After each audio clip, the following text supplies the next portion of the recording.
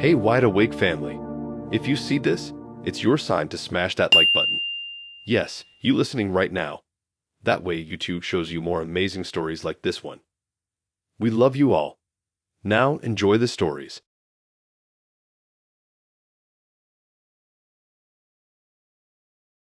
I always thought the whole idea of being picked up for a date was kind of old school, but I didn't mind it this time. I'd had a long week, my head was already all over the place, and the idea of someone else doing the driving felt calm. Plus, this guy seemed normal when we were chatting.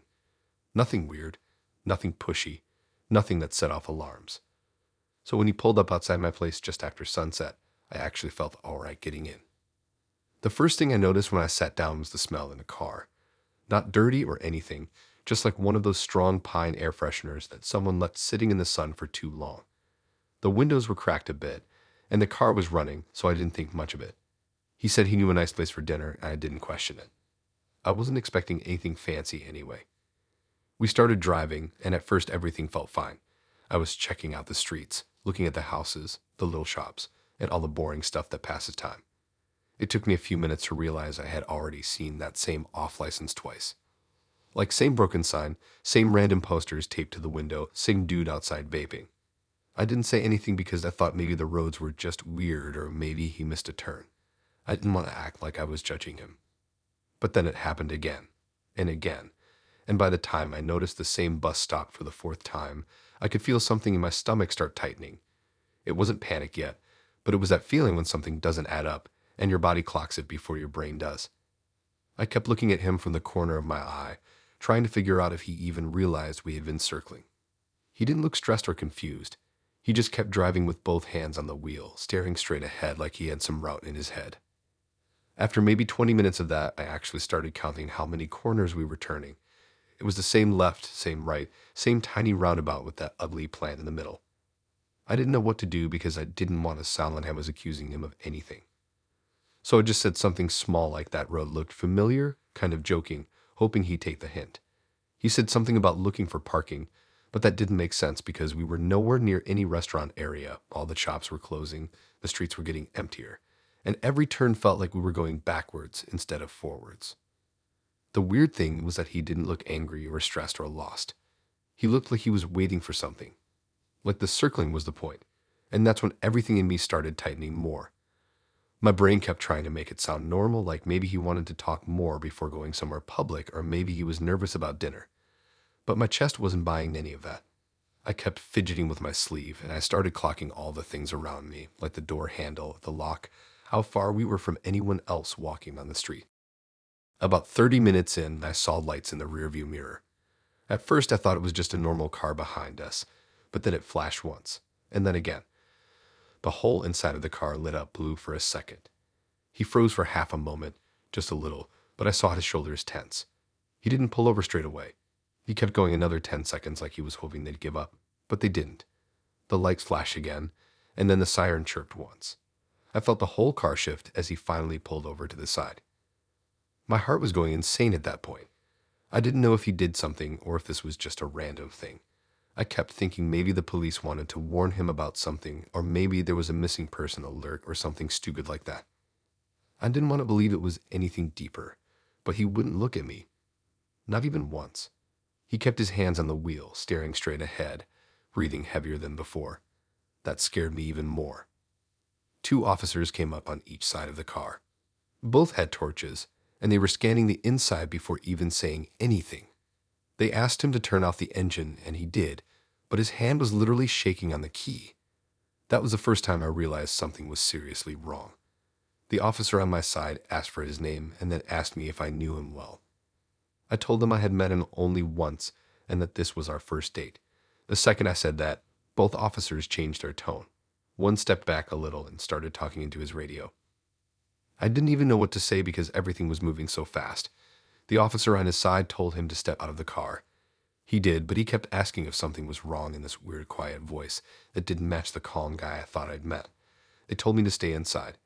The officer on my side leaned down and said the plates didn't match the vehicle at all. The number belonged to a stolen car flight earlier in the day. They were checking the rest now. My chest dropped. I could barely breathe. I wasn't even thinking about dinner anymore. I wasn't even thinking about him. I was thinking about how long we'd been circling and what would have happened if the police didn't show up. There was no restaurant, no plan. He wasn't looking for parking. He was stalling. For what? I have no idea, and honestly, I don't even want to know. They asked me to step out and wait with another officer while they searched the car. I didn't want to look back, but I heard them opening the boot, opening the glove box, checking under the seats. Every sound made my stomach twist more. I could see him standing there, head down, not saying anything, just staring at the pavement. After a while, the officer told me they'd give me a lift home. I didn't even ask what they found. I didn't want to hear it. I just wanted distance. The whole ride back, I kept replaying the same loop in my head. The same block, the same corners, the same quiet look on his face. I kept thinking how close I was to something I never signed up for. And the worst part was not knowing what his plan actually was. Only he knows, and that sits in my stomach in a way I can't even explain.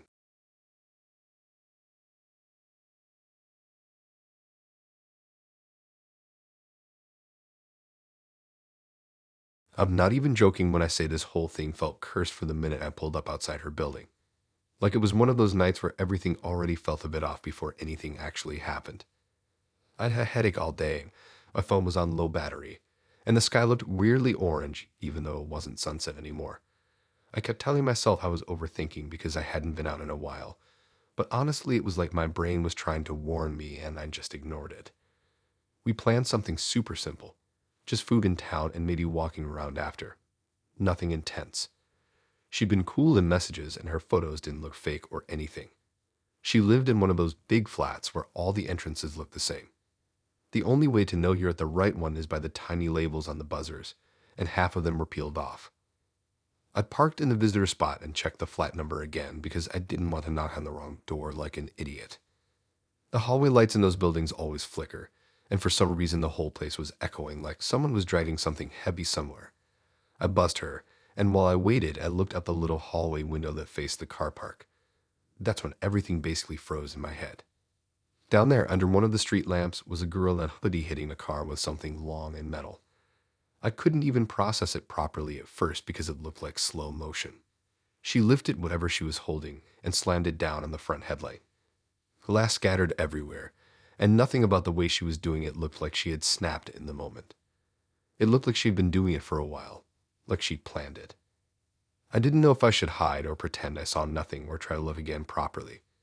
I leaned closer to the glass, and that's when she looked up, straight up, like she knew exactly which window I was staring from. My chest just dropped. I couldn't even blink. And then my phone buzzed. It was her saying she was coming down. That's when it hit me like a punch. The girl outside smashing the car was her.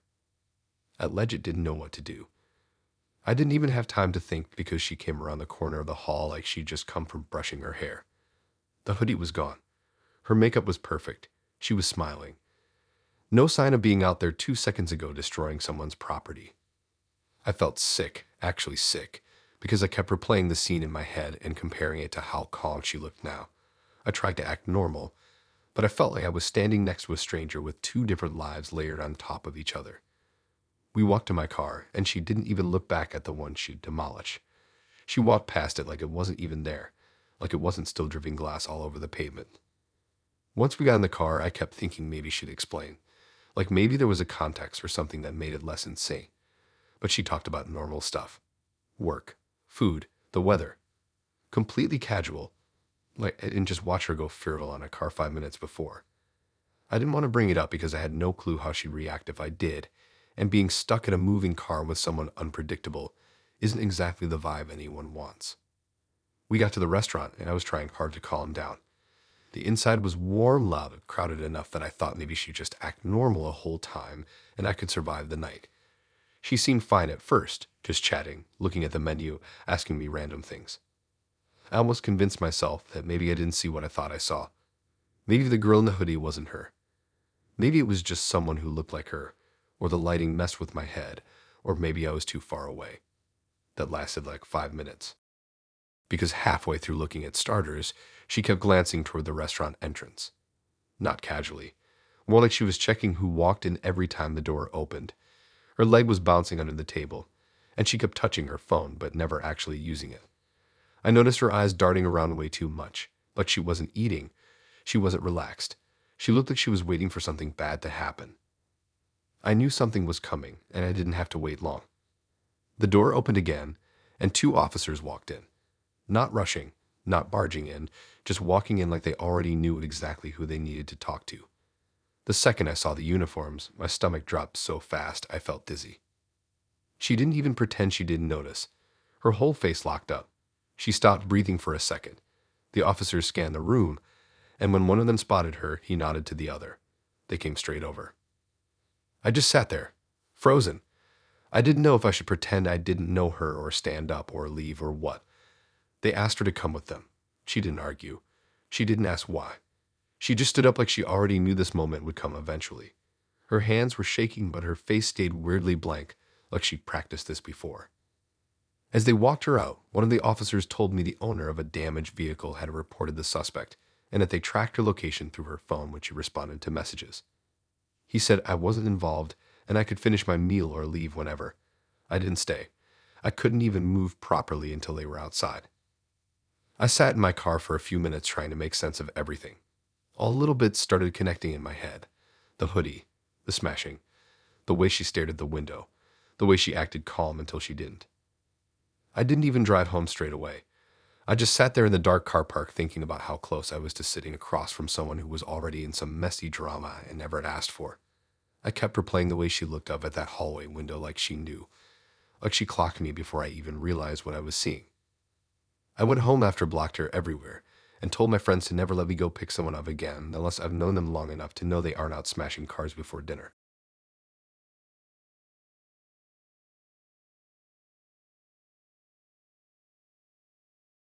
I don't know why I even said yes to a morning date.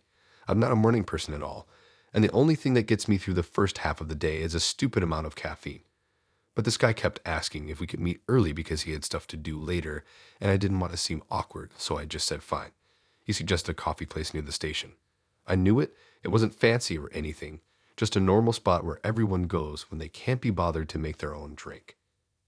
I got there first, which is rare for me. I grabbed a table near the window because I like having something to look at when I'm waiting.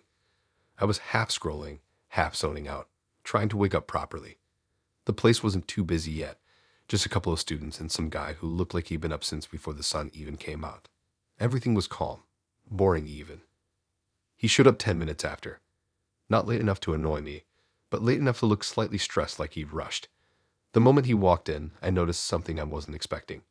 Before he even sat down, before he even smiled at me, he scanned the whole place. Not in a normal way either. His eyes jumped from the counter, to the door, to the tables, like he was checking for something he hoped wasn't there. I didn't think much of it at first. Some guys are awkward on first dates and don't know where to look. When he finally sat down, he tried to act chill. He asked how my morning was, joked about the weather, said the place smelled stronger than he expected. But even when he laughed, his eyes kept flicking back toward the door. Not once or twice. Constantly. Like every time it opened, he tensed up. Even when it didn't open, he would still look over as if he heard something no one else heard. It started getting weird enough that I couldn't ignore it anymore. I tried to talk about normal stuff, just to keep things moving. Work, random things online, whatever came to mind.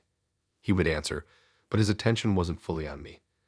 It was like he was preparing for the door to burst open any second. His leg kept bouncing under the table, and every time someone picked up their drink from the counter, he would freeze for a second like it was some kind of signal. The thing is, he didn't look dangerous or anything. He looked more scared than anything else, like he was running from something. I started thinking maybe he had problems. Maybe someone had been bothering him. Maybe he was going through stuff he didn't want to talk about. I was trying to stay open-minded because I hate judging people too quick. But I'd be lying if I said it didn't make me feel uneasy. Our drinks finally came, and I tried to reset the mood. He relaxed a bit, at least enough to stop bouncing his leg.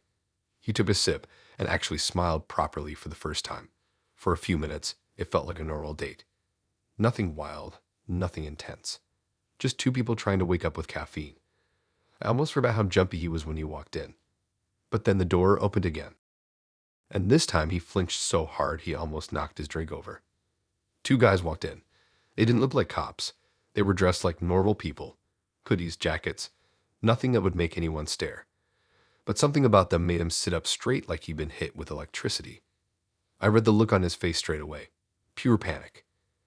One of the guys walked to the counter like he was about to order something. The other one stayed by the door. They didn't say anything, didn't even look at each other. But the second guy kept glancing at us like he already knew exactly who he came for. I didn't understand any of it. I thought maybe I was imagining it, or maybe they were just two random people and the timing was weird.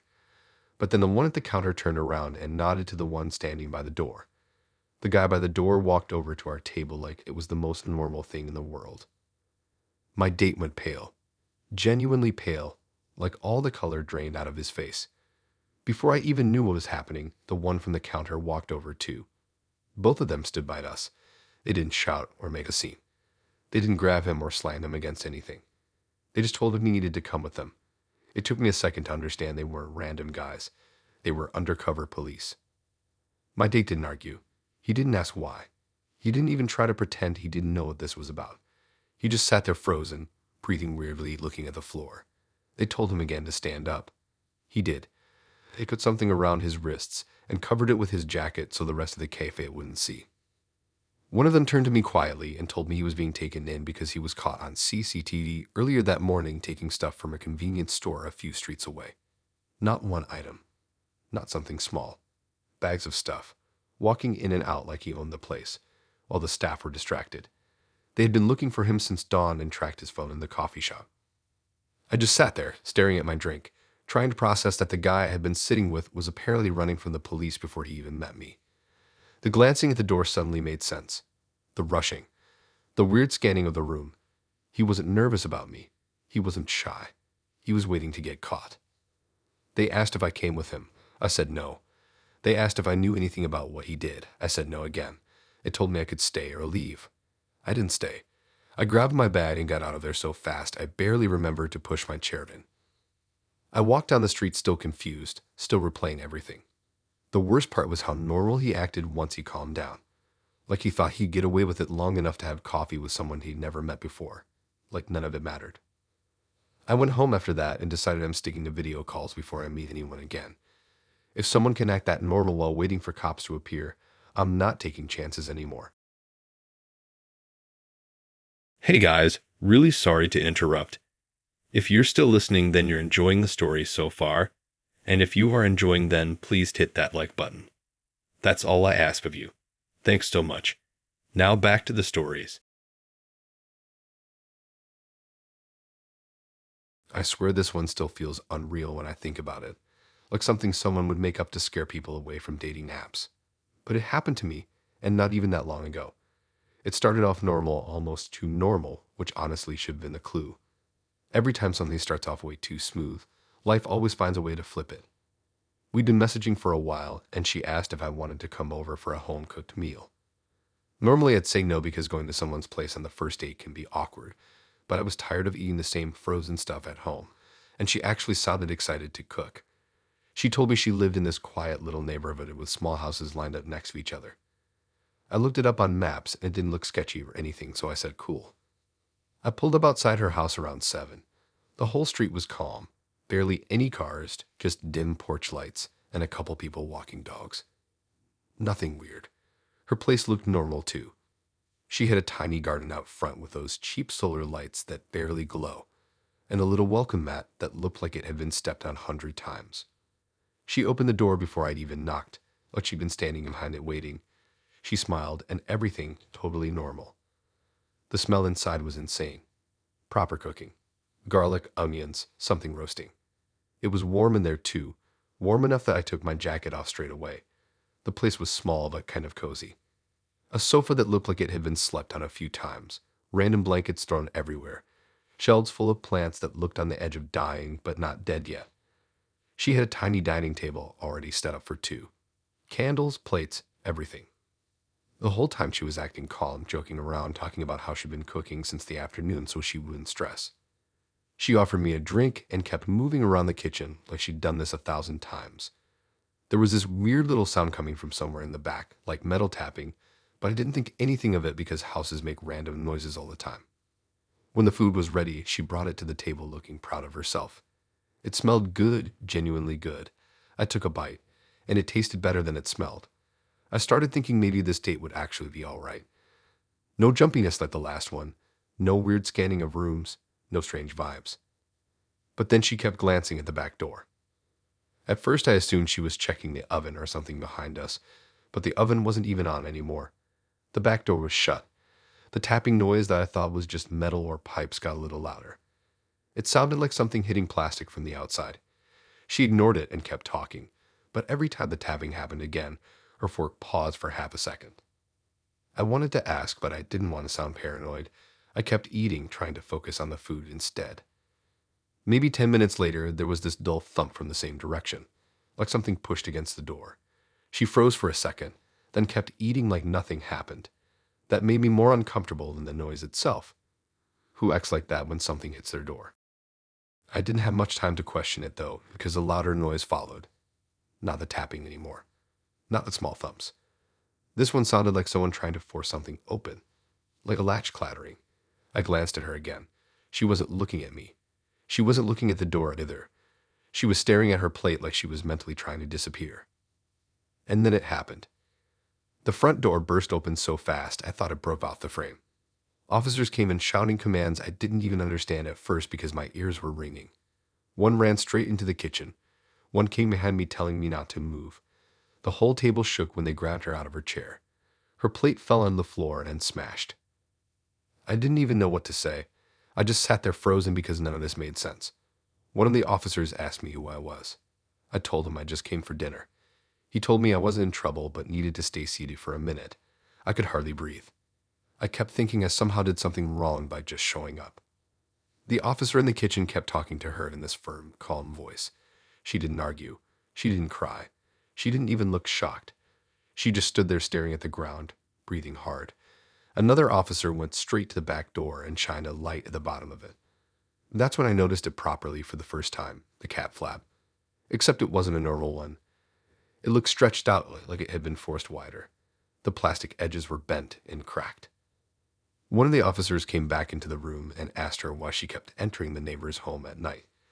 That sentence alone made my stomach drop. Apparently she'd been squeezing herself through the neighbor's cat flap, crawling into their kitchen, taking things, moving things around, unplugging appliances, leaving doors open, and creeping around the house while the neighbors slept. The neighbors set up cameras after months of random stuff going missing or being moved. They finally caught her slipping through the cat flap 2 nights in a row and called the police. I couldn't process any of it. The girl sitting across from me, cooking a full dinner like everything was normal, had apparently been crawling into someone else's home like it was routine. The tapping noise earlier suddenly made sense. The neighbor probably heard something and came to check if she was back. The thump was probably them trying the door. Everything started lining up in a way that made me feel sick. They took her outside and put her in a car. I didn't follow. I stayed seated like they told me. One of the officers came back and told me I could leave once they finished clearing the property. I didn't even want to stand up. I just stared at the half-eaten food in front of me. The same food she was casually eating while knowing her neighbor was literally waiting for the police to catch her. When they finally told me I could go, I grabbed my jacket without looking behind me. I stepped outside into the cold air and honestly felt like I'd escaped something without realizing how close I was to it. I went home and didn't even bother telling my friends the full story because it sounded too insane. All I kept thinking about was that stretched out cat flap and the way she kept glancing at the back door like she already knew her night wasn't ending with dessert.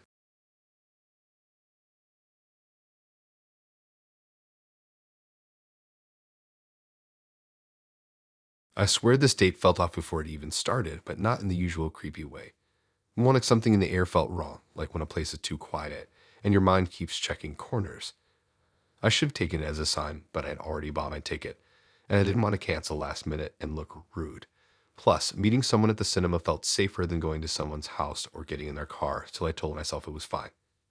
We agreed to meet in the lobby, and when I walked in, it was packed. Loads of people waiting for different films, that loud popcorn machine whirring, the smell of sugar and butter everywhere. He was already standing near one of those cardboard cutouts with his hands in his pockets, looking around like he was trying to spot me before anyone else did. He waved when he saw me and seemed normal enough. Nothing out of place. We talked for a bit before going in, small stuff like work and the weather, nothing heavy. He said he was excited about the movie and joked about how he hadn't been to the cinema in a while, which I clocked as normal because everyone watches stuff at home now anyway. He seemed a bit restless, but I just assumed he was nervous. First dates do that to people. We scanned our tickets and walked toward Screen 6. He said he was going to grab popcorn and told me to go find seats so we didn't lose good ones. I didn't think anything weird about it. I actually appreciated that because I hate standing in those long queues. I went in, found seats in the middle, and sat down scrolling while I waited. A few minutes passed, and I figured he was still waiting to get served. Then I saw an employee walk into the screen. She looked around the theater, spotted me, and walked over. I thought she was going to tell me to move seats or something, but instead she leaned in and asked if she could talk to me outside for a second. That already freaked me out a little because she looked serious, not annoyed or anything, just like she had something important to say. I followed her into the hallway, and she led me a bit further away from the entrance so people wouldn't hear. That's when she told me something that instantly made everything inside my chest flip. She said the guy I came with had been banned from every cinema chain in the city. Not one. Not two. Literally all of them. Banned for repeatedly recording people inside screenings. Not the movies. The people. I didn't know what to even say. My brain just froze. She explained that the staff recognized him the second he walked in, and they'd already contacted the police. They were supposed to stall him until officers arrived, but he'd gone straight to queue for popcorn, so they needed me out of the room before anything kicked off. I stood there staring at her like I misheard. The guy I'd just been talking to, the one acting completely normal, the one who said he hadn't been to a cinema in ages, was apparently known by staff across multiple branches for filming strangers in the dark. It felt disgusting. Even though nothing had happened to me, the idea that he was comfortable doing that made my skin feel wrong. I kept thinking about the way he kept scanning the lobby earlier, like he wasn't just looking for me but checking who else was around. The staff member told me to stay in the hallway with her while they sent someone to watch him, and for a minute everything went quiet. Too quiet. I could hear the popcorn machines and the arcade noises from the lobby, but nothing else.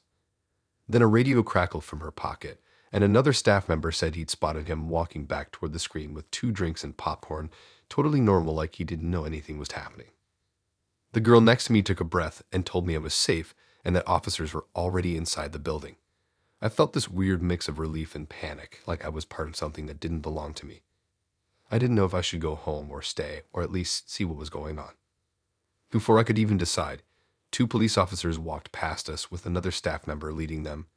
They moved fast but quietly, not making a scene. One of the workers pointed to where he was standing near the drink machines.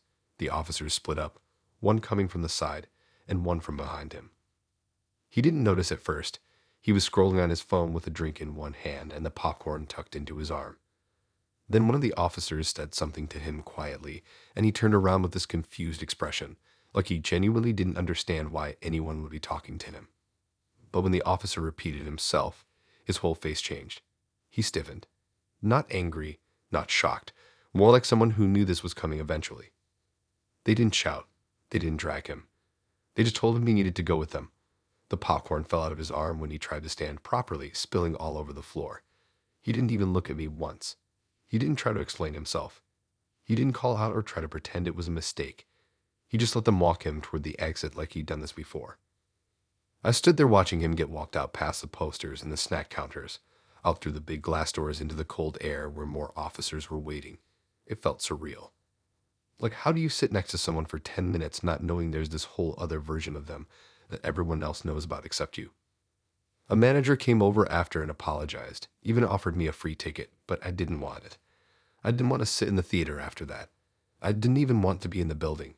I walked outside, past the lights, past the people arriving for late screenings, and just kept going until the cinema looked small behind me. On the way home, I kept replaying the moment he volunteered to get popcorn. How he walked away without hesitation. It hit me later that he probably wanted a specific angle of the room when he came back. Maybe he wasn't even there for the film. Maybe he wasn't there for me. Maybe the date was just a cover so he didn't walk in alone and get clocked by security right away. I deleted his number before I even made it to my front door. I didn't tell him anything. He wasn't going to reply anyway. I still don't know what made him start doing stuff like that. The staff didn't explain and I didn't ask. All I know is I dodged something without realizing how close I was to it.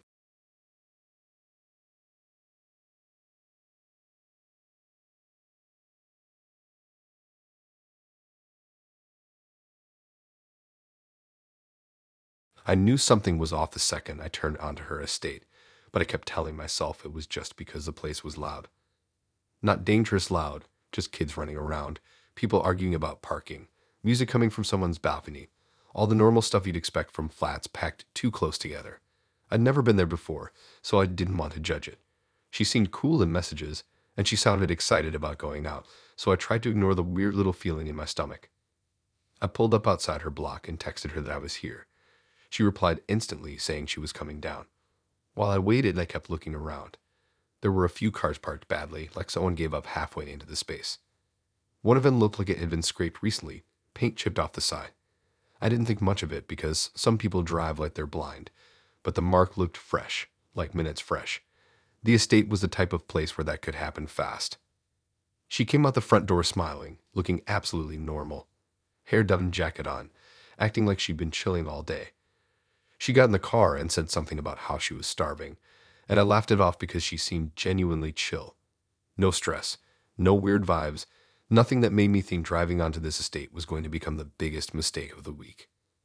I pulled off from the curb, turned toward the exit road, and literally 30 seconds later, everything switched. An unmarked car came out of nowhere and swung in front of us so fast I thought they were about to crash straight into my bumper. I hit the brakes so hard my seatbelt yanked me. Before I could even say anything, another car rolled up behind me, blocking us completely. No sirens, no loud announcements, nothing. Just two cars trapping us like they'd planned it. I looked at her confused, expecting her to be as shocked as I was, but she wasn't. Her whole face dropped in a different way. Not scared, not confused, more like annoyed. Like she was caught doing something she hoped she'd get away with. That's when my stomach properly twisted, because it didn't match the calm girl who walked out her building 2 minutes before. Two officers stepped out of the front car. Plain clothes, but with those vests that give them away instantly. They walked straight to my window and told me to keep my hands visible. I wasn't even breathing properly at that point. I kept saying in my head that I hadn't done anything, that my car was clean, that I hadn't even been here long enough to cause trouble. One of the officers leaned down and asked me to open the door slowly. He then asked who she was to me. I told him it was a first date. His eyebrows went up like he almost felt sorry for me. He told me to stay where I was and stepped around to her side. She wasn't talking. She wasn't saying anything at all. Her jaws were clenched, and she was staring straight ahead. Not even looking at him, just frozen. The officer on her side opened the door and asked her to step out. She finally turned her head, and for the first time her whole vibe changed. She looked cornered. Not scared, cornered. She got out slowly, and they put her hands behind her back before she even finished standing. I couldn't move. I couldn't do anything except sit there gripping the steering wheel while people on the estate started coming outside, filming, whispering, and staring like it was a whole show. One of the officers came back to me and told me exactly what happened, and the second he said it, everything clicked into place like a messed-up puzzle. She had been caught on camera vandalizing her ex's car a few minutes before I arrived. Not hours. Not earlier in the day. Minutes. The scratched-up car I saw when I first parked wasn't some random mess someone did last week. That was hers. She didn't just key it once.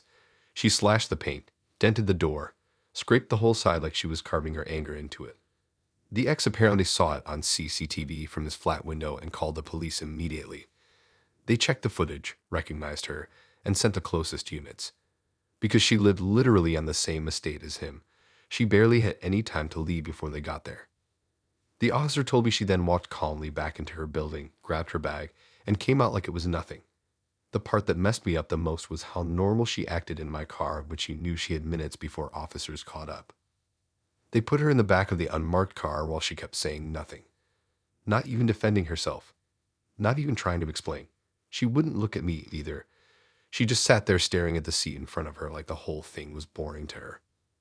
Another officer checked my ID, checked my car, asked me if I had anything illegal, the usual stuff. Once they realized I wasn't involved, they told me I was free to go, but I couldn't even move the car because they were still blocking me in. I had to sit there while half the estate filmed me like I was part of whatever drama she had going on. After a few minutes, they moved the car behind me and let me reverse out. I didn't look back at her at all. I didn't want to see her staring through the window or acting like it didn't matter. I just wanted out of that estate. I drove home in silence, still gripping the steering wheel like someone was going to jump in front of the car again. I kept thinking about how close I was to driving around with someone who had beef so deep she was out scratching out cars right before a date like it was a warm-up activity. I'd locked her before I even made it into my driveway. I'm still convinced she would have acted completely normal the entire night if the police didn't show up. Like she could flip between the two versions of herself whenever she wanted.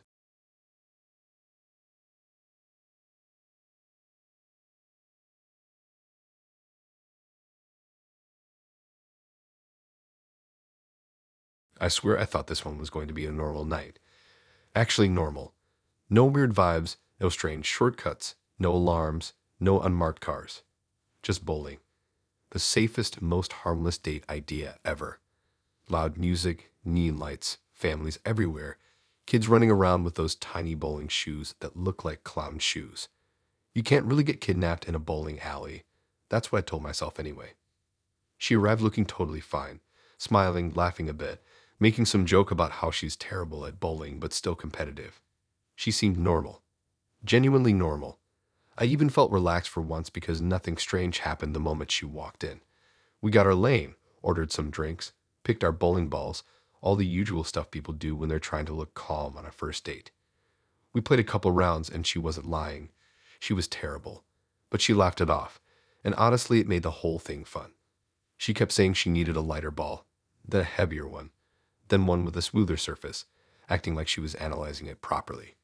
She was joking around, bumping into me on purpose, pretending she had secret bowling skills hidden somewhere. Then halfway through our third game, she said she needed to go to the bathroom. Nothing weird about that. She grabbed her bag and walked off.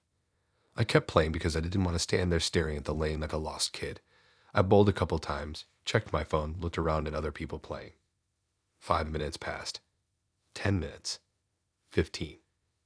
I didn't panic at first because sometimes girls take ages in bathrooms. Makeup, hair, cues, whatever. When it hit 20 minutes, I started thinking maybe she felt sick. Maybe something happened. I didn't want to text her because I didn't want to look clingy, so I got up and walked toward the bathrooms. Before I even made it there, one of the staff members stopped me. He asked if I was with the girl in the gray hoodie. I said, yeah. He didn't smile or act casual. He just told me to follow him to the security office. My heart dropped instantly. I thought something happened to her. Maybe she fainted or slipped or got locked inside one of the cubicles. Something medical. Something harmless. The walk to the back room felt like it took hours even though it was just down a corridor. The bowling alley noise faded behind us and the staff door was shut with that heavy click that always sounds too final. They brought me into this tiny office with screens everywhere showing every angle of the building. I saw the lanes, the bar, the arcade area, the entrance, even the stupid prize machines. Then I saw her. She wasn't in the bathroom. She wasn't anywhere near it. She was on the CCTV footage near the locker area. The staff member hit play. There she was looking around like she was waiting for someone to leave. Then she opened a locker she definitely didn't have a code for, pulled out a bag, shoved it under her hoodie, then moved to the next locker. Opened that one too. Took another bag. She moved fast, like she wasn't new to this, checking corners, pulling out bags, stuffing them into her hoodie, and tightening the drawstrings. My jaw literally dropped. The staff paused the video and looked at me like he was trying to work out if I was part of it. I told him I had no idea what she was doing. He didn't say he believed me. He didn't say he didn't. He just said security had already locked the exits and the police were on their way because this wasn't the first time she'd done it. Apparently they'd been dealing with a bag thief for weeks. Someone who sneaked into lockers whenever staff got distracted. Someone who blended in, acted normal, and then disappeared before anyone noticed their stuff was gone. They'd set up cameras on the locker area specifically to catch whoever it was. And tonight she showed up with me like it was a normal date.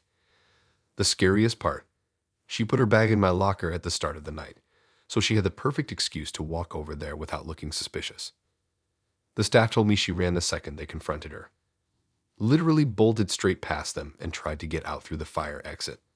They managed to trap her in the back corridor, but she kept trying to push her way out, screaming at them to leave her alone. She wasn't crying. She wasn't confused. She was desperate. Seconds later, police walked into the office. They asked me who I was, if I knew her, how long I'd known her, if I came with her, if I helped her pick lockers, if I held anything for her. I kept telling them I just met her tonight and that I had nothing to do with it. They checked my pockets, my bag, even asked to look inside my car keys pouch. I didn't blame them. The footage made it look like I could have easily been helping her. After 5 minutes of questioning, they told me she'd been detained in the back. They found the stolen bags on her, and each one matched reports from earlier in the month. They were trying to figure out if she was part of a group or if she was acting alone. I stood there with that sick, heavy feeling in my chest, realizing she disappeared to the bathroom so she could go steal from strangers while I sat there waiting like an idiot. They eventually let me leave, but told me not to go near the back exits because they were still dealing with her. I walked back through the bowling alley, and the lights felt too bright, the music too loud, everyone laughing like nothing was happening a few meters away. I grabbed my jacket and left without looking back at our lane. I didn't finish the game. I didn't even get a refund. I just wanted out of that building and away from anything connected to her. When I got outside, the police cars were still parked in the loading bay. I didn't go anywhere near them. I walked straight to my car and sat there for a minute just staring at the steering wheel, thinking about how someone can act so normal and then switch into something completely different the second you turn your head. I blocked her number before I'd even started the engine, and I haven't gone bowling since.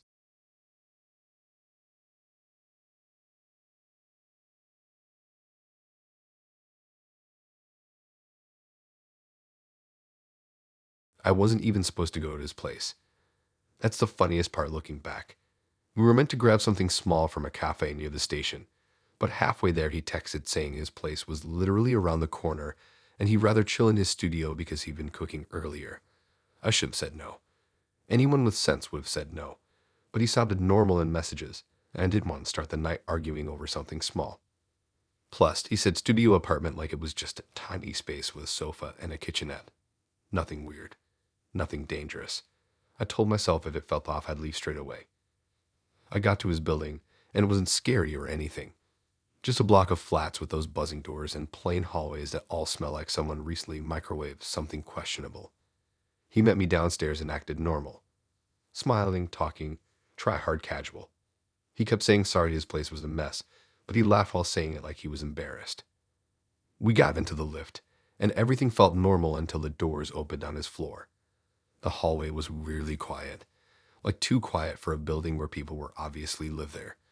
The lights flickered once when we walked out, and he joked about it like he was used to it. His door was the last one in the row. He unlocked it quickly and pushed it open for me to walk in first. The second I stepped inside, my body went cold. Everything was wrong. The place looked like a studio, yeah, but not the cozy kind. Not the decorated kind. It looked like he moved in yesterday, or like he cleared it out for something. The sofa was pushed into a corner at an angle that made no sense.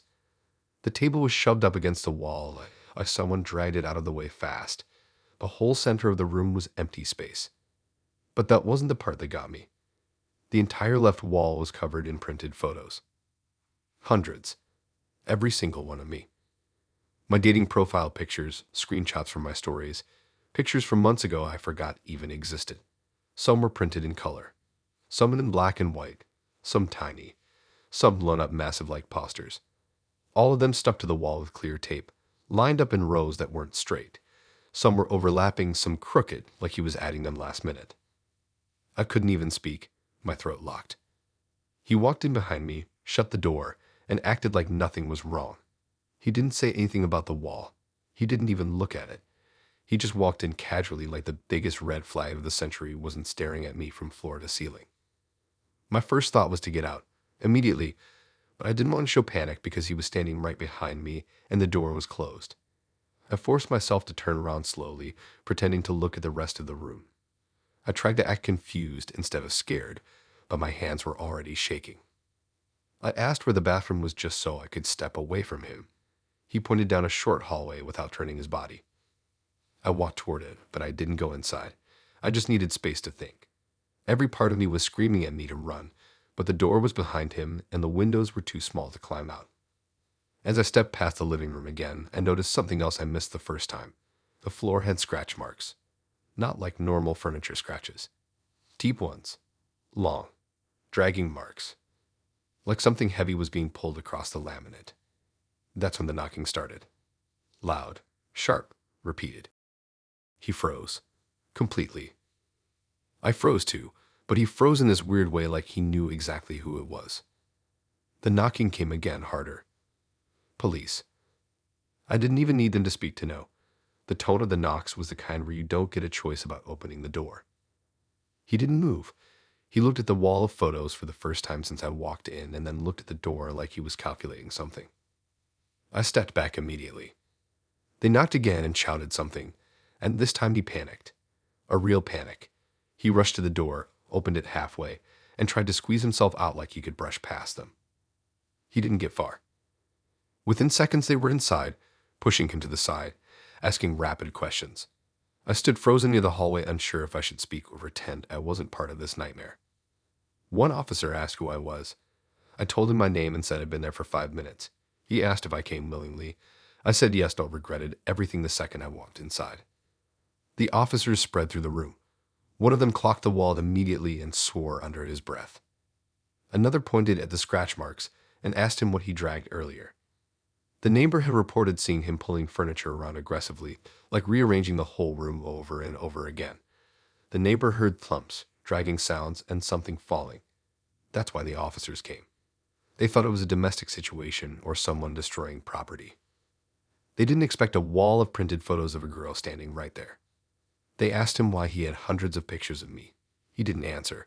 He just kept staring at the floor, breathing really fast. One officer gently asked me if I knew about this. I told him absolutely not. I told him I had no clue this was his place. We were supposed to get food.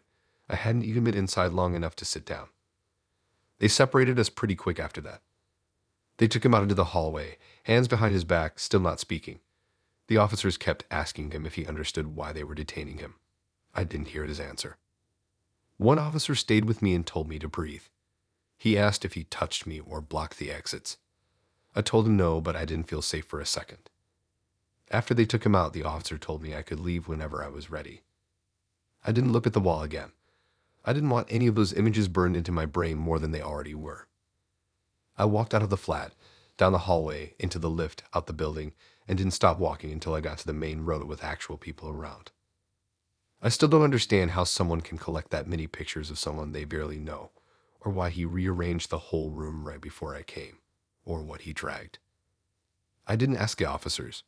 I didn't want the answers.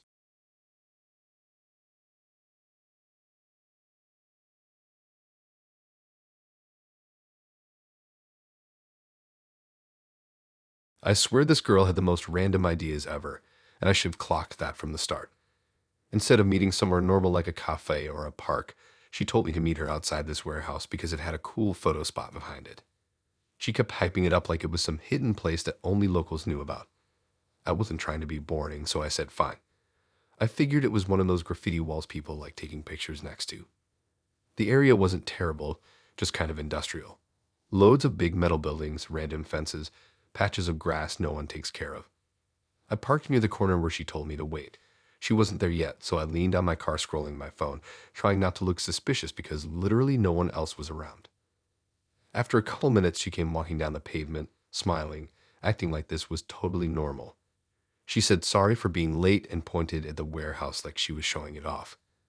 It was huge white panels, dusty windows, those big metal doors that look like they haven't been opened in ages.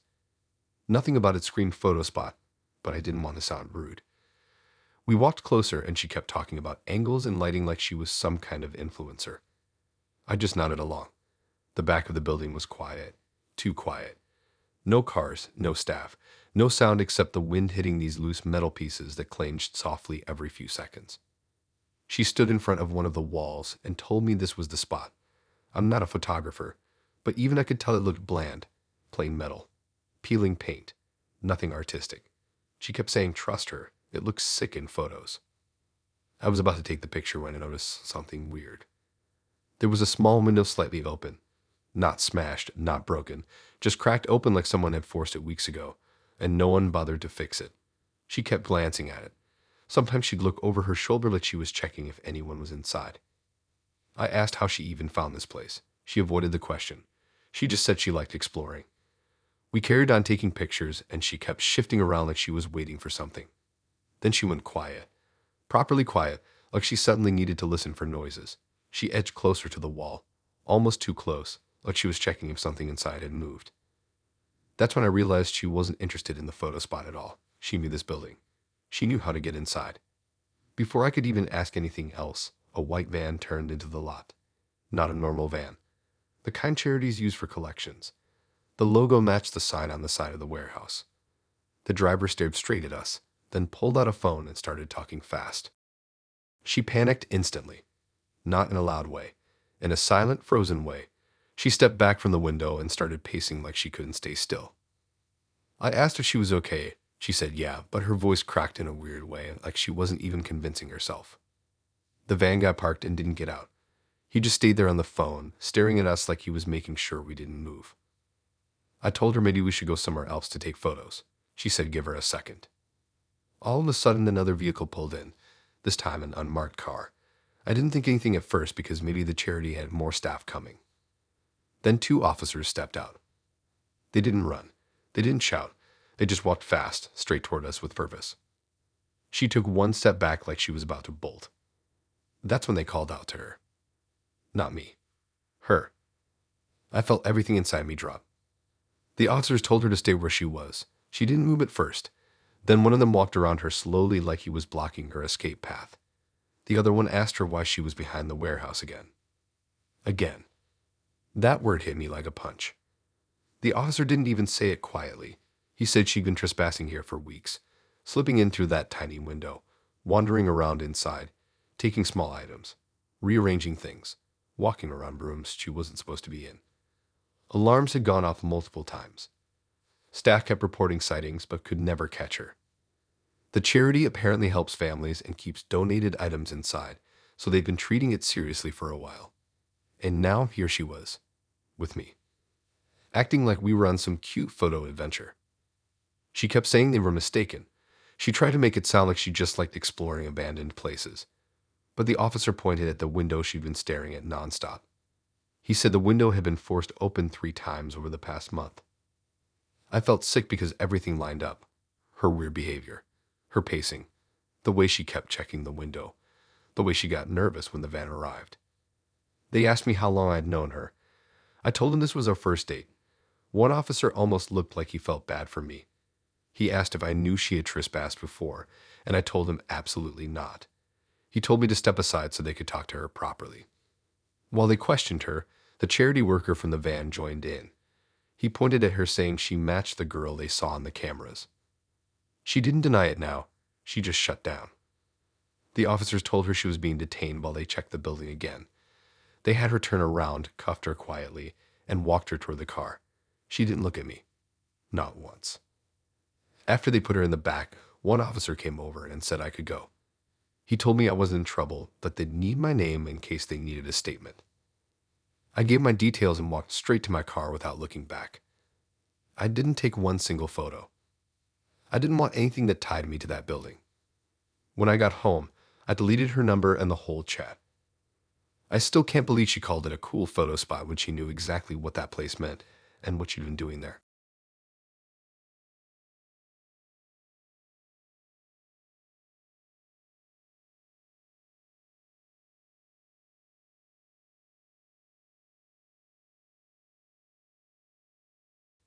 Honestly, the whole day felt boring in the most regular way.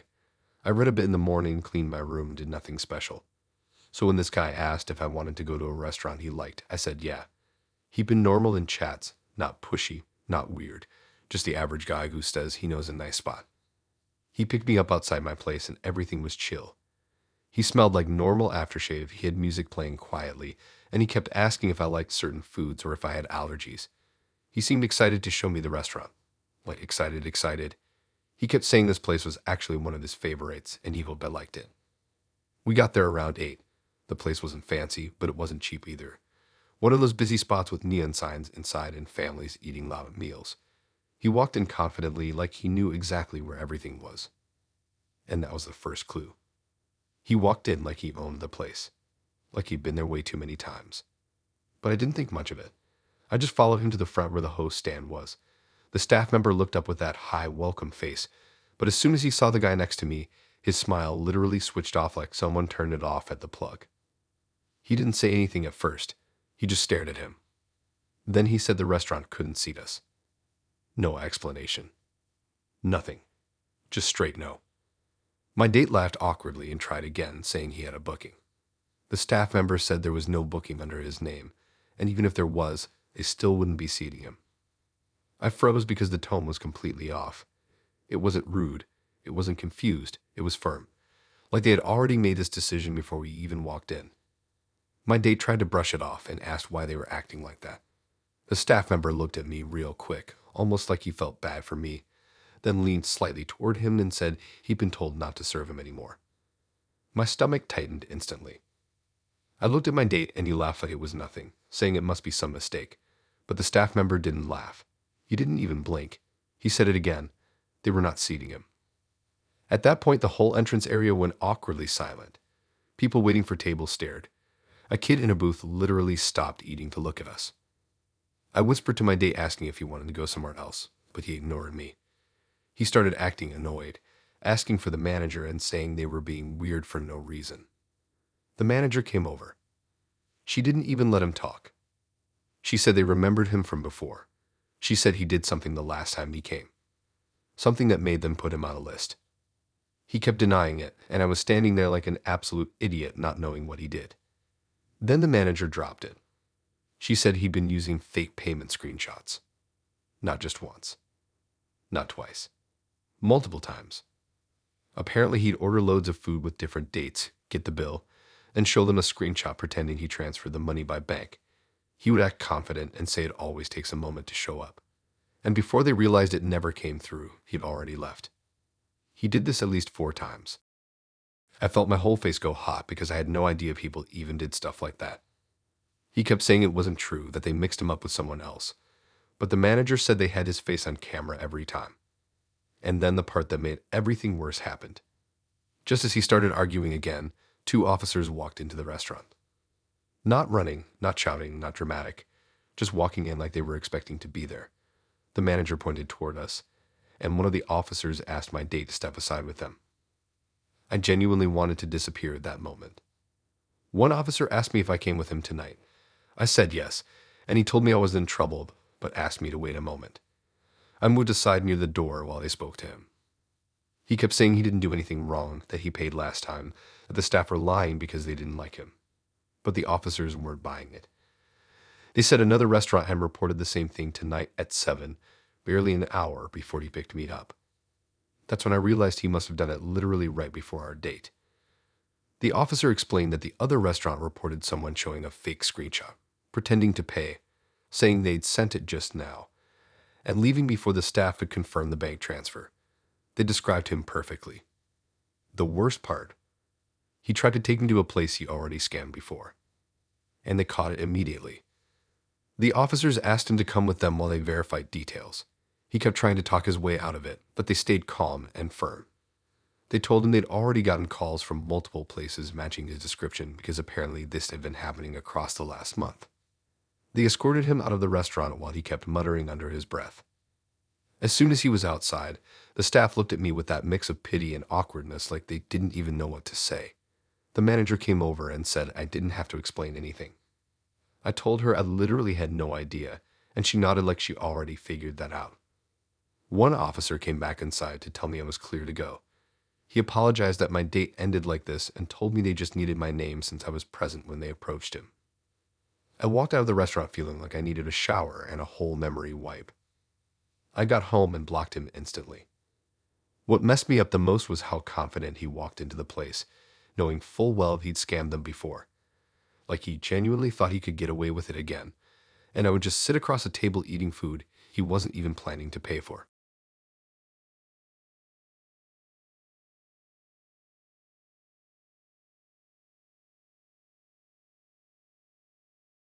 I always thought walk dates were the safest ones.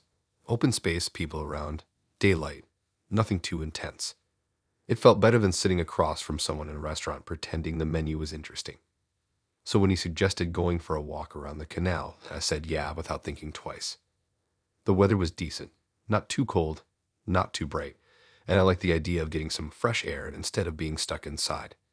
When we met up, he seemed relaxed. He smiled a lot, talked a lot, kind of hyper in a way, but not in a creepy way at first. He kept pointing out random stuff like boats or dogs or weird graffiti like he'd memorized the whole area. I didn't mind. Some people talk a lot when they're nervous. I just let him walk next to me and tried to match the pace. After a while, though, he started saying things like he knew a quicker way to this park on the other side of the canal. I told him it didn't matter if it took longer, but he kept insisting, saying trust him, it's faster, he comes this way all the time. I didn't argue because I didn't want to turn it into something awkward, so I just followed. That's when he led me off the main path. First, it was a normal side road. Then it was behind some abandoned-looking units with boarded-up windows and graffiti everywhere. Then he pointed at this big building that had all the lights off. It looked like some old office block that hadn't been used in ages. He said the shortcut went through the back. I literally laughed because I thought he was joking, but he wasn't. He walked toward it like he'd done this 100 times. I told him it didn't look open. He said it didn't matter. The back door is always unlocked. He pulled the handle and it opened. That should have been the biggest red flag ever. We stepped into this hallway that looked dusty and weirdly empty, like someone moved everything out a long time ago. Tiles cracked, old posters still taped to the walls, flickering emergency light at the far end. It didn't feel like a shortcut. It felt a place you walk through in a nightmare right before something jumps out. But he walked ahead confidently, almost too confidently, like he was excited about it. He looked behind him a couple times, telling me to relax because it's literally just a passage to the other side, and nobody uses the building anymore. I didn't like it at all. Something wasn't right. My stomach was tight, and my brain kept saying turn around. But he walked fast, so I followed because I didn't want to be left in there alone. We got deeper inside, and the air felt weird, dusty and cold. Every footstep echoed. At one point, he stopped and listened, like he was checking for something. I asked why he stopped, and he just said keep walking. Then the alarm went off. Not a small beep. Not a gentle security tone. A full-on blaring industrial alarm that bounced off every wall and made my ears ring instantly. I jumped back. He froze. I asked him what he did. He didn't answer. I kept asking. He still didn't answer. He just stood there with this blank look, like he wasn't shocked at all, like he expected it. That's when everything inside me switched. I realized he didn't stumble into an alarm. He triggered it, on purpose. I didn't know why. I didn't know what he was thinking. I didn't know if he wanted to hide something or impress me, or if he just liked the chaos of it. I didn't know him well enough to even guess. All I knew was we were standing inside a building we shouldn't be in, an alarm screaming above us, and he wasn't even trying to leave. I said we needed to go. He didn't move. I grabbed his sleeve and pulled him toward the exit. That's when he snapped a bit and tried to say something like, wait, it's fine. But it wasn't fine. I pushed past him and ran back the way we came. He followed eventually, but not fast. As soon as we stepped outside, 2 police cars turned onto the back road with their lights off but moving fast. Unmarked ones, too. They pulled right up to us before we could even pretend we weren't involved. One officer jumped out telling us to stay where we were. Another came around the car already reaching for his radio. They asked what we were doing inside. I said it was supposed to be a shortcut and that I didn't know the building was off limits. They looked at him next. He didn't answer. One of the officers stepped closer and repeated the question. Still nothing. The third time they asked, he finally said something, but it wasn't an explanation. It was something like he thought the building was empty and he wanted to show me something. That didn't make anyone feel better. The officer said the building wasn't empty at all. It had sensors everywhere because they stored expensive equipment in the back rooms.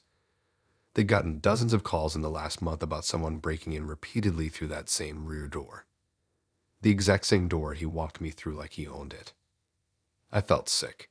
I kept replaying that moment where he listened in the hallway, like he was checking if anyone else was inside before bringing me further in. They separated us pretty quick. One officer talked to me and told me I didn't seem involved and that I was free to go once they recorded my statement. The others talked to him. He got more tense, more quiet, and then they asked him to turn around. They cuffed him right there against the car. I remember standing there thinking how insane it was that I almost ended up inside a police raid because some guy wanted to use a break-in as a date shortcut. They let me walk away after giving a quick rundown. I didn't look back at him. I didn't want him to look at me either. I just walked until I reached the normal busy streets again, where people were shopping and talking and living their lives like nothing weird was happening anywhere. I blocked him before I even made it out of the town center. The worst part was how normal he seemed at the start, how he laughed, how he walked next to me like he was harmless. But the whole time, he knew exactly what that shortcut really was.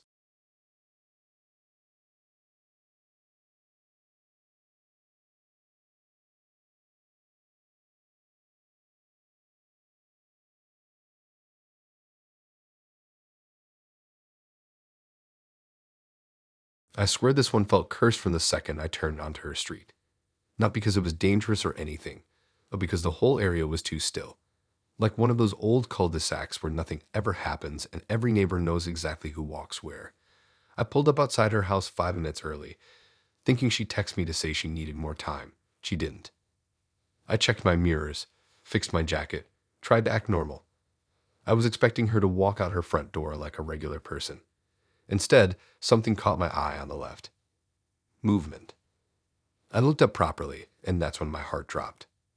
She wasn't coming out of her house. She was climbing out of her neighbor's bedroom window. An actual window. Opening it, sliding her legs out first, dropping down onto the small patch of grass like she'd done it before. I didn't even process her face at first because my brain was trying to make sense of the situation. She didn't look panicked. She didn't look like she'd been caught somewhere she shouldn't be. She looked focused. Calm. Like sneaking out of someone else's window was a normal part of her evening routine. She spotted me the second her feet hit the ground. Her face switched into this fake surprised expression so fast it looked rehearsed. She waved like nothing weird had happened and jogged toward my car. I swear for a moment I thought I hallucinated it, like maybe I mixed the houses up or missaw something. But she came straight to my door, hair slightly messy, breathing a bit fast, brushing dirt off her jeans. She climbed into the passenger seat acting bubbly, apologizing for being late, saying she had to deal with something last minute. I could still see the neighbor's window open behind her. I wanted to ask her what she was doing, but we hadn't even started the date yet. It felt way too awkward to immediately accuse her of climbing out of someone else's home like a raccoon. So I just said hi and tried to play it cool, even though my stomach felt twisted. I started the car, pulled away from the curb, and before we even got 10 meters down the road, she kept glancing behind us. Not normally. Not like she was checking traffic. She kept doing these sharp looks over her shoulder, like she was expecting someone to run after the car. I asked if everything was fine, and she just said yeah with the most obvious fake smile I'd ever seen. Then it happened. An unmarked car came around the corner behind us. Then another from the opposite direction. They weren't speeding. They weren't sirens blaring, but they were watching us. I slowed down because I didn't know what was happening, and before I had time to even think, the car behind flashed their lights once, then again. I pulled over because I wasn't about to get boxed in. The second we stopped, she completely froze. She didn't move, didn't blink, didn't speak. 2 officers stepped out, both in plain clothes with vests. One approached my window and told me to keep my hands visible. The other went straight to her side. My heart was pounding so hard it felt like it was in my throat. The officer asked who she was to me. I told him it was our first date. He nodded slowly like he felt sorry for me. The officer on her side opened the passenger door and asked her to step out. She didn't argue, but she didn't look surprised either. It was like she already knew why they were there. They moved her to the back of the unmarked car while talking to her calmly but firmly. I couldn't hear every word, but I heard enough. The neighbor had been reporting break-ins for months. Small things going missing. Doors unlocked that were locked before. Footsteps at night. Someone standing in the hallway at 3 a.m. Items moved. Money gone. Lights flicked off. They thought it was a random burglar at first. Then they set up a camera facing the street. And 5 minutes before I arrived, she was caught climbing into that same window she climbed out of. The neighbor called the police immediately. The officers were already on their way when she dropped onto the grass and waved at me like nothing happened. And the wildest part, she'd been doing this for weeks. Not to steal big things. Not to trash the place. Just to be inside. Wandering. Moving things. Standing in rooms that weren't hers. Watching the neighbors sleep sometimes. I swear I felt sick when the officer told me that. The officer beside me kept reassuring me I wasn't in trouble and that I didn't seem involved. He asked if I saw her climb out. I said yes. He nodded again like everything made sense now. After another minute, he told me I could go. They shut the car door with her inside, still silent, still staring ahead blankly like she wasn't even there. I drove away shaking. I didn't even turn the radio on. I just kept replaying that moment of seeing her legs come out of someone else's window. I didn't text her. I didn't wait to see what happened after. I blocked her the moment I got home. What messed me up the most wasn't that she broke into her neighbor's home. It was how casual she was about it. Like she thought she could climb out, dust herself off, and go on a date as if nothing in her head was wrong.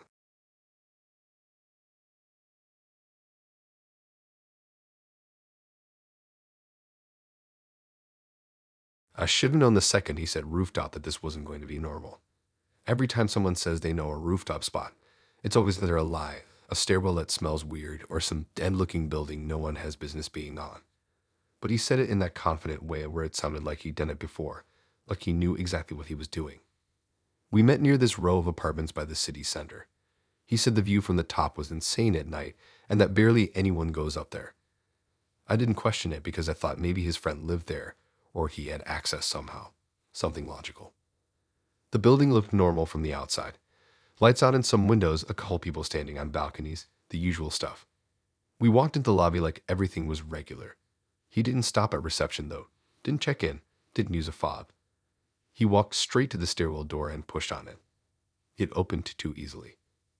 I didn't think much of it because sometimes these places don't lock everything properly.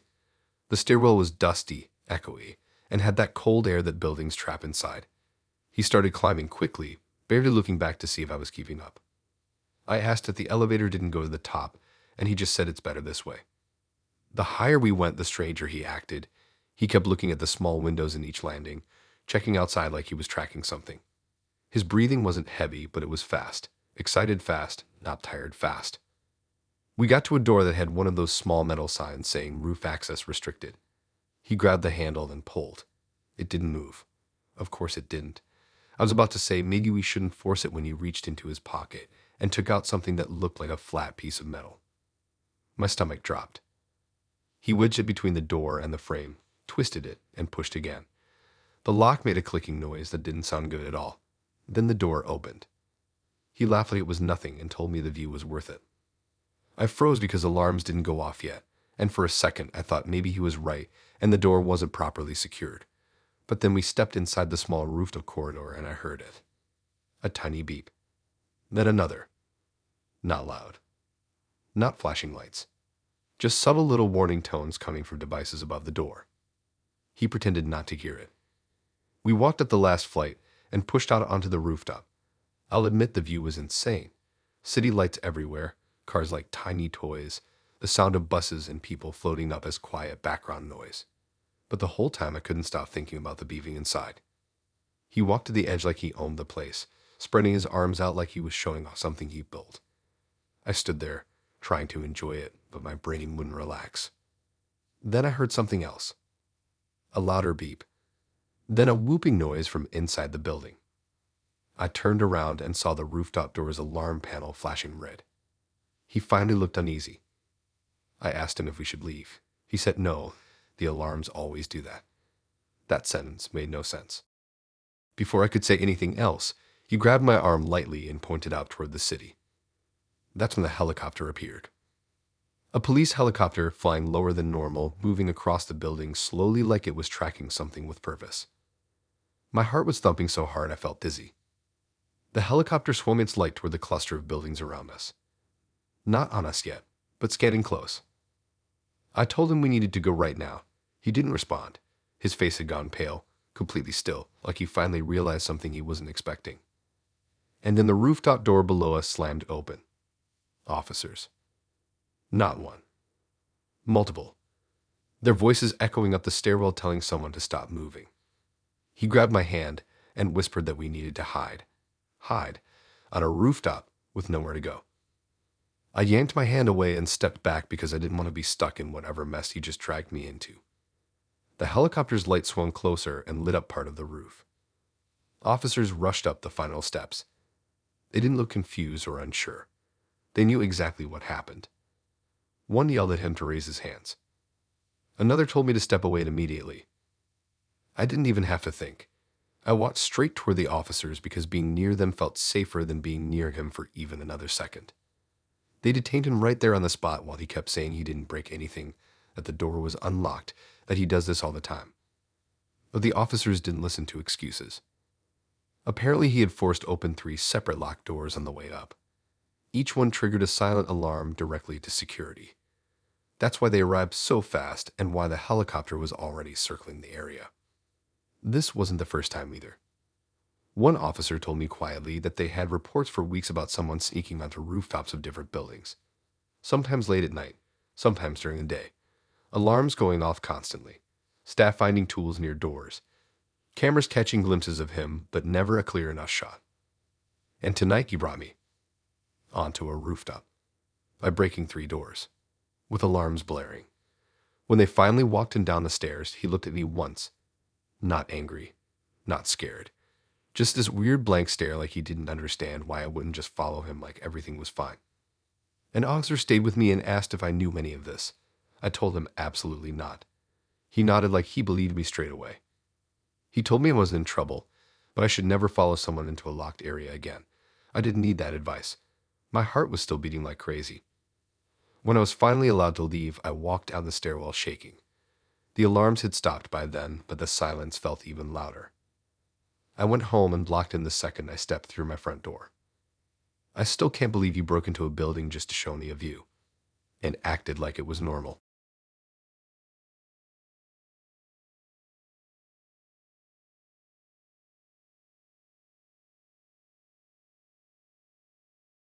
I should have trusted my gut the second she said she had to drive. Like she didn't ask, she didn't offer, she straight up insisted. I told her I didn't mind taking my car, but she laughed and said she hated being a passenger and that she wanted to set the mood for the night. I ignored that weird sentence because she seemed confident, and her car didn't look dodgy from the outside. It was clean, shiny, properly washed, even smelled nice when I opened the door. Looking back, that was probably the only normal thing about the entire night. The second I sat down, I noticed how low she sat in the seat. Like she had the chair pushed so far back her arms were almost fully stretched to reach the wheel. I asked if she was comfortable, and she nodded really fast like she didn't even hear the question properly. She started the engine, and I'm not joking. The car didn't gently move out, it launched. We were still in a quiet residential street, houses close together, kids' bikes left out on pavements, parents walking dogs, and she hit 40 before we even got past 2 houses. I told her to slow down. She said, relax. I told her again. She laughed like I was being dramatic. We turned onto another street, and that's when she fully lost it. She pressed the accelerator down like she was on a motorway. The car shot forward so fast my head hit the seat. I looked at the speedometer and my stomach dropped. She was pushing past 80, then 90, then over 100 like she was racing something we couldn't see. And this wasn't an empty road. This was a neighborhood. Parked cars everywhere. Blind corners. Random cats and kids and cyclists who could appear out of nowhere. I felt the whole car shake from how fast she was going. I grabbed the door handle and begged her to slow down. She didn't. She just kept laughing this weird, breathless laugh like adrenaline was the only thing keeping her awake. She said something about loving the feeling of flying through dead areas and that nobody ever uses these roads at night. I swear I thought I was going to die right there in the passenger seat of a girl's car before the day even started. She cut a corner so sharp the tires skidded, and we nearly clipped a parked van. She didn't even blink, just kept driving like she was in her own world. I didn't know whether to scream, jump out, or yank the wheel myself. I just kept begging her to stop. Finally, she slowed down when we hit a main road like nothing happened. She asked if I was hungry, was totally calm like she hadn't just gone full motorway speed down someone's street. I couldn't even speak. She pulled into a petrol station saying she needed a drink. The moment she parked, I mean the exact moment, the entire forecourt lit up blue. Police cars. 3 of them. 1 blocked the exit. 1 boxed us in from the side. 1 angled itself diagonally in front of us so we couldn't move even an inch. Before I could process anything, officers were out of the cars shouting for her to turn off the engine and put her hands where they could see them. She didn't argue. She didn't act confused. She didn't even ask why. She just looked downside and did exactly what they said. That's when I realized she already knew why they were there. The officers came to my door first, asked if I was okay, asked if she'd forced me into the car, asked if I knew of her situation. I honestly couldn't breathe properly. I told them she drove like she wanted to crash and that this was our first date. They nodded like that made perfect sense. Then they opened her door. The officer closest to her said, completely calmly, that she was a disqualified driver. She had been disqualified months ago for dangerous driving, multiple incidents, not just one. She'd been caught speeding way over the limit, ignoring road signs, weaving between lanes, almost causing a crash. And apparently she'd been spotted earlier that night on CCTV flying through a residential area. Neighbors called it in because they thought it was someone joyriding or someone running from something. Traffic units flagged her plate, tracked the car, and the nearest patrols boxed us in the second we stopped at the petrol station. Everything suddenly made sense. The weird seating position, the way she pushed the car to its limit, the adrenaline laughing, the refusal to let anyone else drive. She wasn't allowed to be behind a wheel at all. And the worst part, she didn't deny anything. She just stared at the dashboard while they cuffed her and read her rights. An officer stayed with me and kept asking if I needed an ambulance, water, someone to call. I kept saying no because I was still trying to wrap my head around the fact that this girl, who seemed normal in messages, almost killed us both because she wanted to feel a thrill driving illegally. After they put her in the back of a police car, the officer told me gently that she'd been caught before pulling dates into this mess.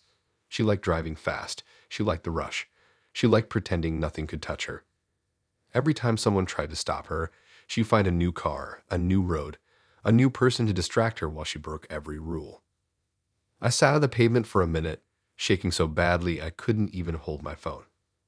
They let me leave once they got my statement.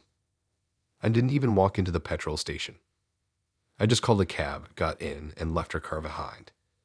That date never even officially started, and it still felt like the closest I've ever come to dying with someone I barely knew.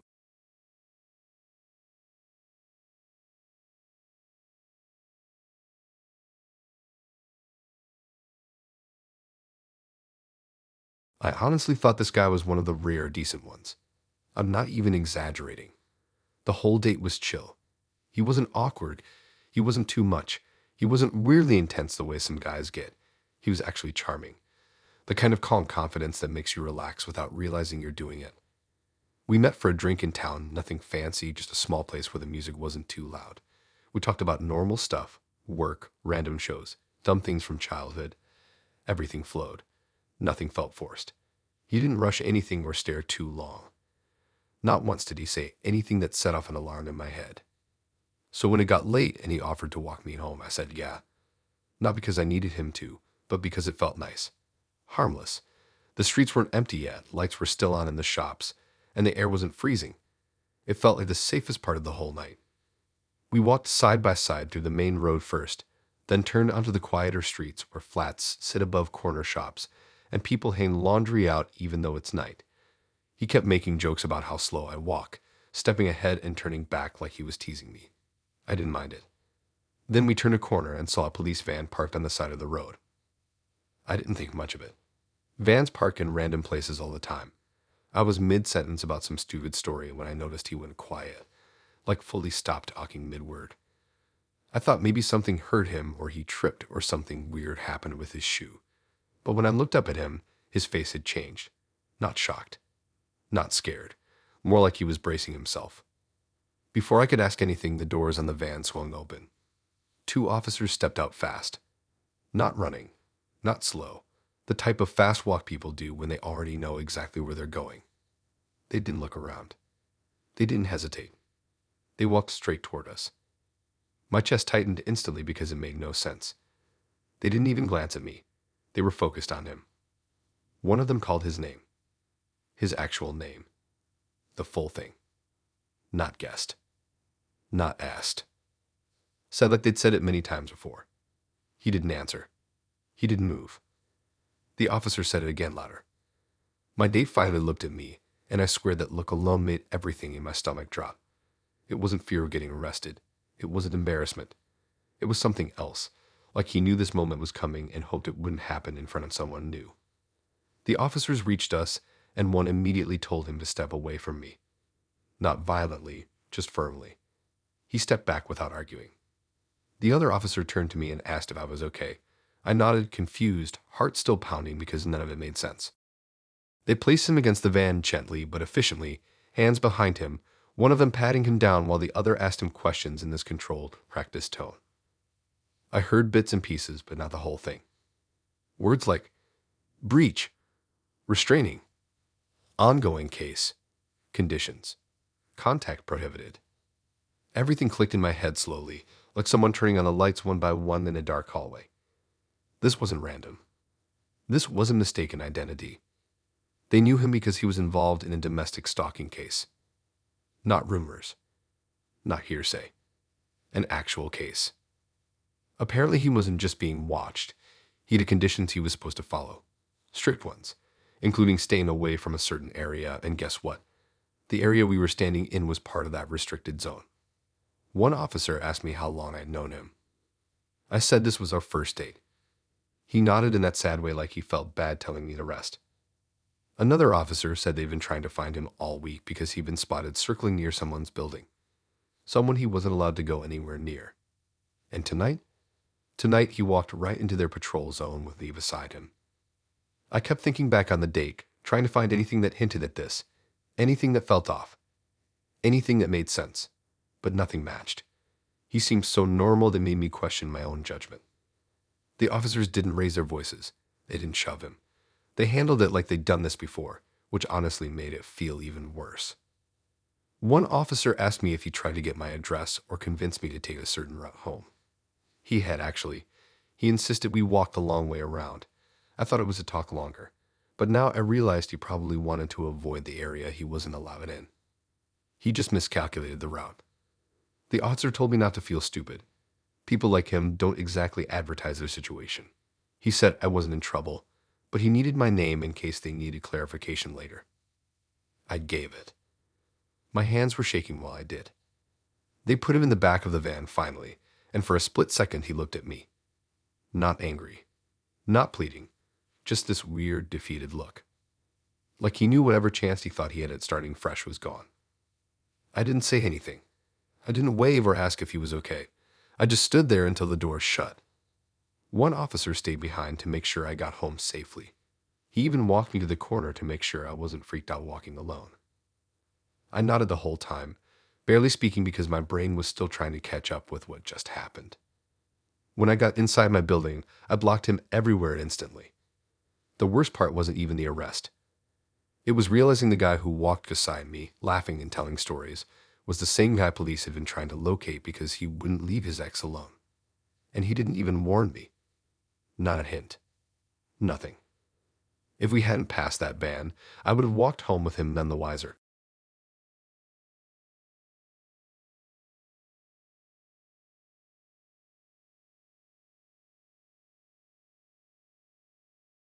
I knew something was off before she even sat down. I'm not talking about a small weird vibe. I mean the kind of off where your brain whispers something's wrong before you even know why.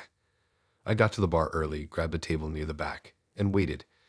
It was busy enough that nobody would stare at us, loud enough that you could hide a conversation inside the music. She walked in fast. Not excited fast. Paranoid fast. Her eyes jumped around the room before she even saw me. When she spotted me, she smiled, but it was the type of smile someone forces when they're trying to act fine. She sat down across from me, and the first thing she did was pull out her phone and place its screen up on the table. She didn't even say hi properly before tapping it twice to wake it up again. I tried starting normal conversation, but she kept glancing at the entrance every few seconds like she was waiting for someone or running from someone. I asked if she was okay. She said she was tired. Not convincing. She kept checking her phone, not scrolling, just tapping the screen to see if a notification popped up. Every time it lit up, she tensed, like she expected a message she didn't want to see. After a few minutes, she asked if I'd lived far. She asked how many people knew I was out tonight. She asked if anyone ever tracked my phone before. I laughed awkwardly because I thought she was joking, but she wasn't. She kept tapping her phone, then locking it, then unlocking it, like she couldn't stop her fingers from moving. Something in her eyes looked wrong. Not scared, not sad, more like she was juggling 3 different lies at once and couldn't decide which one to focus on. I tried to shift the vibe back to normal, talking about work, food, anything simple. She nodded but didn't follow any of it. Her attention was glued to her phone and the door like she was measuring the distance between us, the exit, and whatever she expected to happen. 10 minutes later, things got even stranger. Her phone buzzed once. Not loudly, just a tiny vibration. She froze. Didn't even touch it, just stared at the screen until it went dark again. Then she said she needed to go to the bathroom. She stood up too fast. Her chair scraped the floor loudly, and a couple people turned to look. She walked away, but before she got far, she turned around and stared at the entrance one more time, like she was checking if someone followed her inside. I sat there confused, sipping my drink, trying to make sense of everything. Then 2 officers walked into the bar. Not the kind that wander in casually for a quick check. They scanned the room instantly. One spotted me, then looked at the empty seat across from me, then back at the entrance of the bathrooms. They walked straight toward me. My stomach dropped because I genuinely had no idea what I did. One officer asked if I was with the woman in the black jacket. I said yes. He told me not to move. The other officer walked straight into the bathroom area. I heard a door swing open, then voices, then footsteps coming back. She came up between them. Her face wasn't panicked. It wasn't embarrassed. It was blank, like someone unplugged all the emotion out of her. They sat her down at the table with me still frozen in my chair. One officer explained everything in the calmest voice ever, which somehow made it 10 times worse. She had been filing fake missing person reports. Not once. Not twice. Multiple times. On men she'd gone on dates with. Whenever someone didn't want a second date, or stopped talking to her, or didn't message fast enough, she'd call the police and report them missing. Full descriptions. Last known location. Who they stayed with. Fake timelines. Whole stories she made up. One guy was at work when officers showed up asking if he was alive. Another was at home having dinner with his family. Another was literally on holiday with his mates when police contacted them because she claimed he'd vanished earlier that week.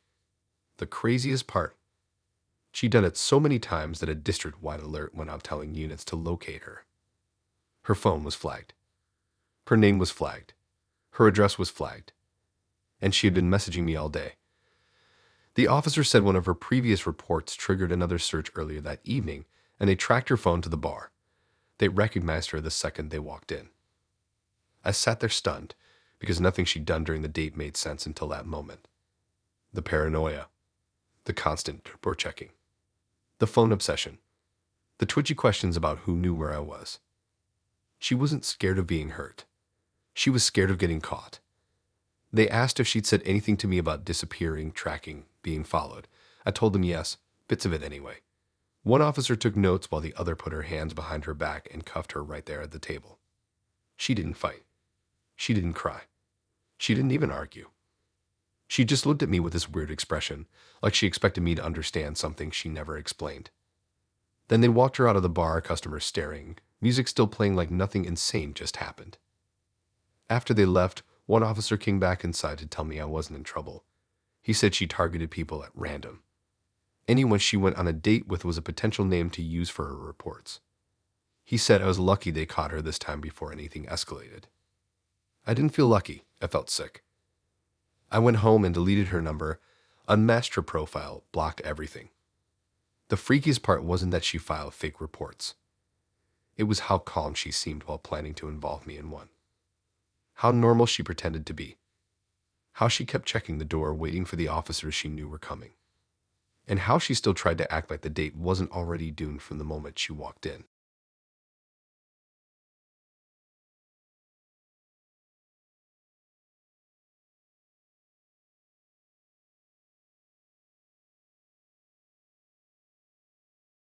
The whole night felt weird before it even started, but not in the loud, obvious way.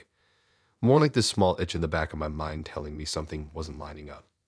He kept hyping up this underground rave his friend was throwing, talking like it was the most exclusive thing ever. He said barely anyone knew about it, the location changed a lot, and his friend only told certain people last minute. I thought he meant an actual event, a warehouse thing, some kind of legend but lucky party. I wasn't expecting red flags straight away because he didn't sound sketchy when he explained it. He sounded excited, like he wanted to show me something cool and different. But the closer we got to the place, the more everything started feeling off. First, he wouldn't tell me the address until we were basically on the same road. He just said follow him. When I asked who his friend was, he said I wouldn't know him. When I asked how he knew the guy, he dodged the question completely. I should have turned around right there, but I didn't want to seem dramatic. We walked down this narrow road behind a stretch of shops, the kind of road nobody uses unless they're taking bins out. Graffiti everywhere, fences half broken, a few people smoking outside a car repair garage. He kept walking like he knew exactly where he was going. He stopped at this metal door on the side of a building that didn't even look like it was in use anymore. No sign, no lights, nothing to tell you it was an entrance to anything. He knocked in this weird pattern and waited. I was expecting someone to open it. I was expecting to see his so-called friend, or at least a face. But no one came. He shrugged and pushed the door open himself.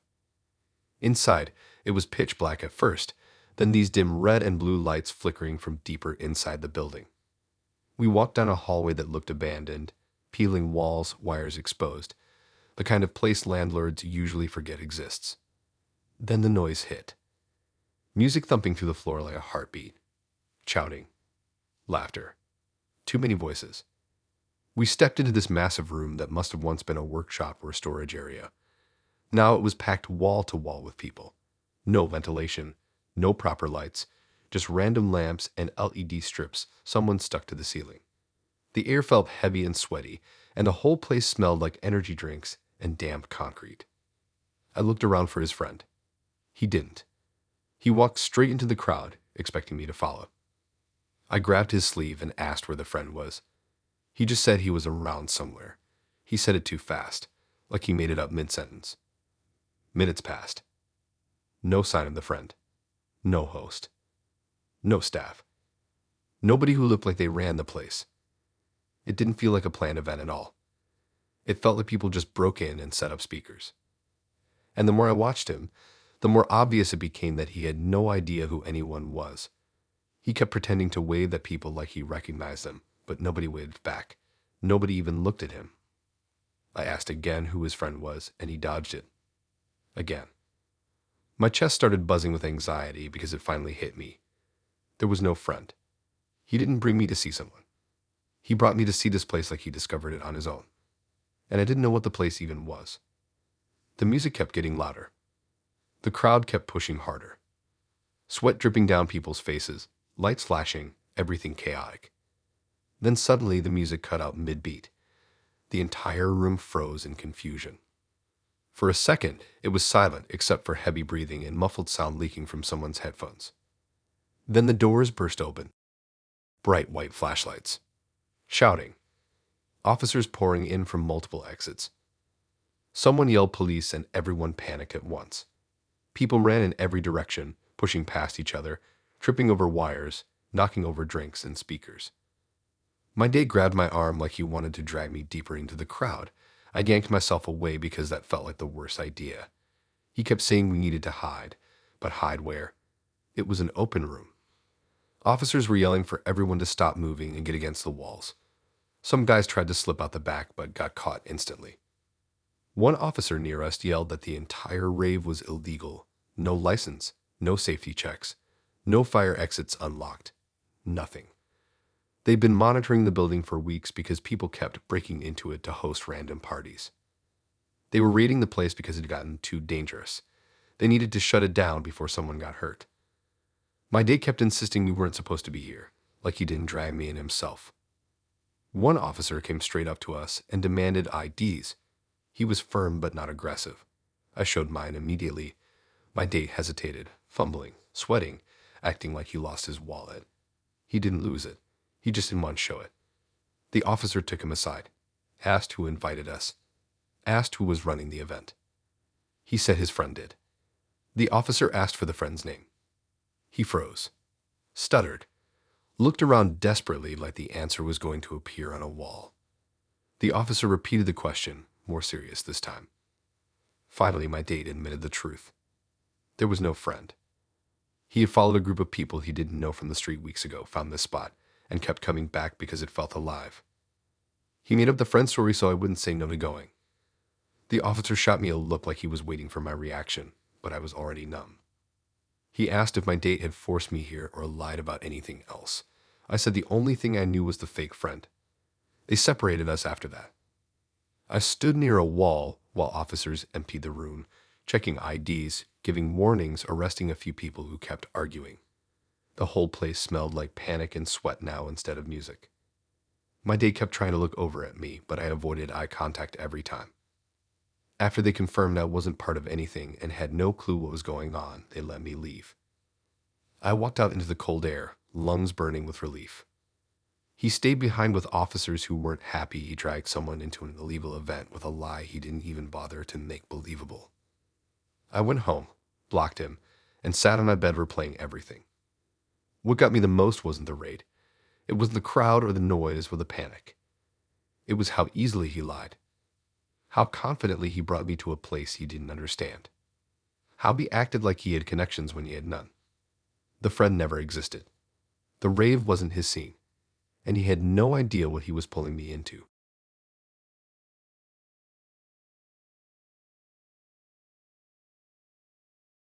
The whole thing started off so normal that it honestly annoys me thinking about it now. Like if you watch the first 10 minutes of this date, you think nothing weird could possibly happen. She wasn't acting strange. She wasn't nervous. She wasn't doing any of that jittery stuff people do when they're hiding something. She was smiling, talking, walking next to me like a regular person going out for a regular night. We met near the station, grabbed a drink first, and everything was calm. We laughed about dumb things. She told me she hated boring dates, and she said she liked being spontaneous. That should have been hint number one. But she said it in a fun way, not a concerning way. We were heading toward a restaurant when she suddenly stopped walking and said we needed to make a quick stop. I didn't question it. People stop for gum or water or cash or whatever, so I just said all right. She pointed at this small shop down the road. Not a supermarket, not a big store, one of those tiny shops packed with random items, bright lights and aisles so narrow that two people can't fit next to each other. She walked ahead of me, pushing the door open like she'd been here 100 times. I followed her inside, but the second I stepped in, something shifted. She moved differently. Not nervous exactly, more purposeful, like she already knew exactly what she wanted. She walked through the aisles without looking at anything for more than half a second. She didn't browse. She didn't check prices. She didn't compare anything. She just grabbed things. Quick, sharp movements. A packet of makeup wipes. Some drinks. A bunch of snacks. 2 chargers. Random stuff thrown into a basket so fast it didn't make sense. I asked if she was sure she needed all that. She didn't answer. She didn't even look at me. She just kept shoving things in until the basket looked too full. That's when I noticed her eyes flick toward the front of the shop, not at the counter, at the door. And that's when something in my stomach twisted, because it suddenly hit me that we weren't heading toward the checkout. We were heading straight for the exit. She held the basket in both hands like she was about to pay, but she walked faster. And faster. And faster. I whispered her name because I could feel something bad brewing, but she didn't slow down. She got to the door, looked over her shoulder once, and then bolted. Ran straight out the front door with a basket full of items. Not a small jog. Not a slip out with one thing kind of move. A full sprint. Carrying a whole basket. Like she trained for it. I just froze because what was I supposed to do? Chase her? Stay inside and pretend I wasn't with her? Act confused. Before I could even think, one of the workers yelled. Then another. Then someone ran out from behind the counter. I panicked and walked toward the exit, thinking the best thing was to leave instead of standing there looking suspicious. Big mistake. The second I stepped outside, she was already halfway down the road, basket banging against her leg as she ran. But right behind her, sirens. Fast. Close.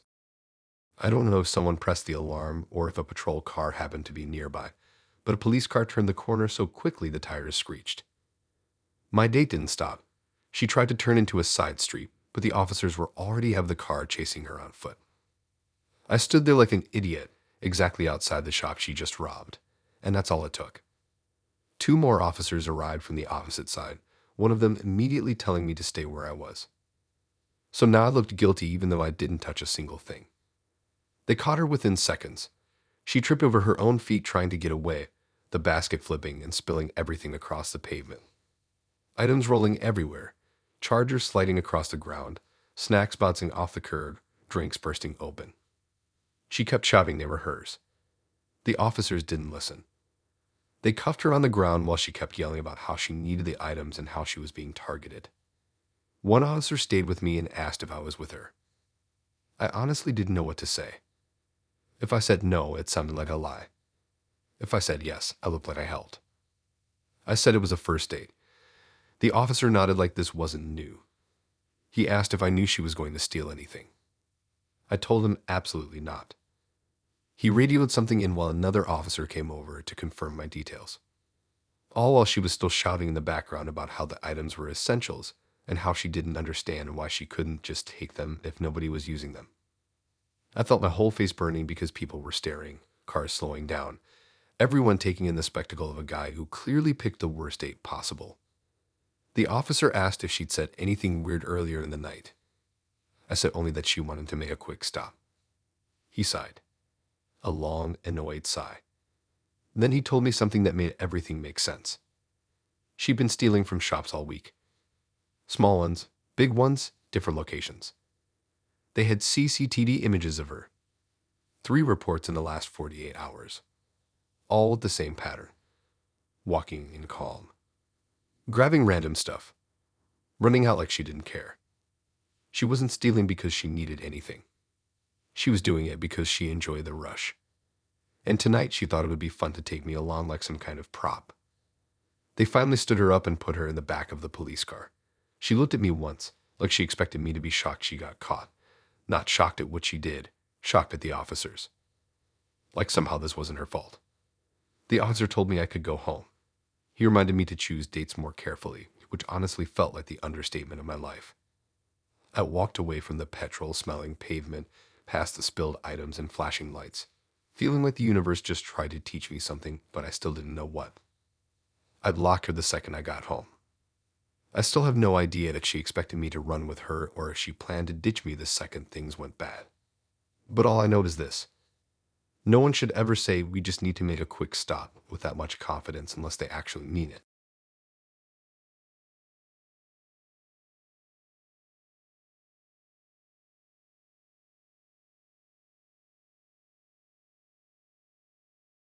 The weirdest thing about this night is that nothing felt wrong at the start. Not a single thing. He wasn't rude. He wasn't awkward. He didn't have that off energy people give when they're hiding something. He actually seemed chilled, maybe too chilled, but nothing that made me think I should run. We met outside the station because he said he booked an Airbnb nearby for us to hang out, watch a movie, eat something simple, nothing intense. I wasn't expecting luxury, just a clean place with lights that worked and maybe a sofa that didn't sink in the middle. He said he travels a lot for work, so he always books places instead of staying at his own. That should have been hint number 1. But he said it so casually it slid right over my head. We walked toward the building and honestly it looked normal. Not fancy, not dodgy. Just one of those blocks with too many windows and identical balconies. The type of place where every hallway smells like someone cooked the same curry 4 floors down. He punched in a code on one of those little lock boxes and took out a key. Smooth, confident, like he'd done it 1,000 times. We went upstairs and the flat seemed perfectly fine. Clean, warm, normal furniture. I even complimented the decor a bit because it had that Aikido wannabe minimalist vibe. He laughed and said the host had good taste. Again, normal. For the first 20 minutes, everything was fine. We talked, sat on the sofa. He showed me some videos on his phone, joked about how the Airbnb was better than his own place for relaxing. That was hint number 2. I ignored it again. Then he started acting almost too comfortable. Like taking his shoes off right at the door. Turning lights on and off like he owned the place. Messing with the thermostat. Walking into rooms without hesitation. I remember thinking, wow, he really treats Airbnbs like hotels. But whatever. The first sign something was wrong wasn't a sound. It was silence. The hallway outside went dead quiet. No footsteps. No talking. No doors opening. Just this heavy, thick silence that made you suddenly aware of your own breathing. He froze too. Like you recognized it instantly. I opened my mouth to ask if he'd heard something, but then 3 loud knocks. Not gentle. Not neighborly. Those controlled, heavy ones officers do. My stomach dropped so fast I felt dizzy. He didn't move. He didn't breathe. He just stared at the door like it was about to explode. Another set of knocks. Then a voice telling him to open up. Police. My whole body went cold. I stood up because I didn't want to look like I was part of anything. He didn't stand. He didn't speak. He looked like he was calculating 10 different escape routes in his head. The officers kept knocking louder, saying they had a report from neighbors about strange activity in this unit. He whispered something like, "Don't say anything," which made me want to leave even more. But before he could move, the officers unlocked the main door with a master key or something similar. They stepped in quickly, asking who we were. I raised my hand slightly and said my name immediately. I told them I thought this was an Airbnb. They looked at him. They asked for his ID. He didn't give one. He said he lost it. One of the officers sighed. Not annoyed, like he'd heard this exact excuse from this exact guy before. They separated us. One officer brought me near the kitchen while the others questioned him. That's when the truth started dropping piece by piece. He didn't book this place with his real name. He used a fake ID. Not just tonight. Everywhere.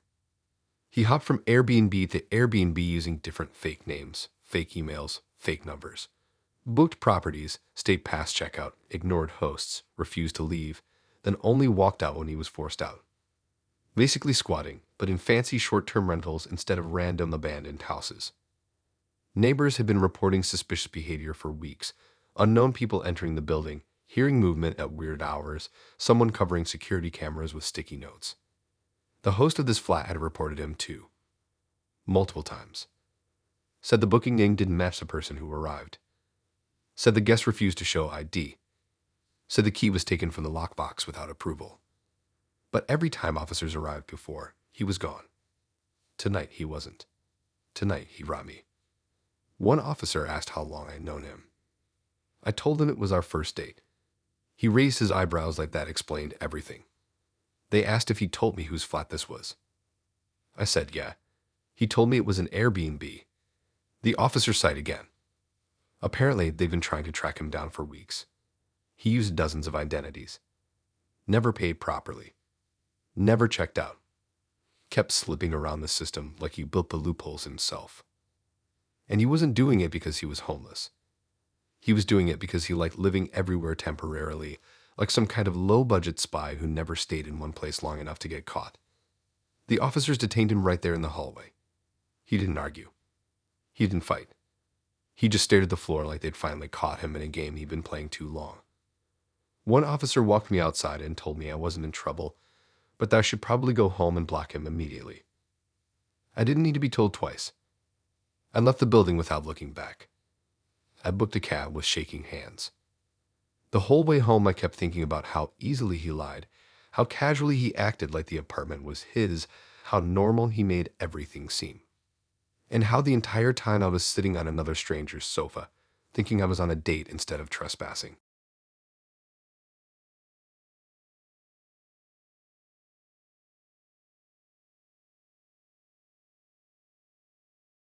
I swear this one felt like the safest date idea ever.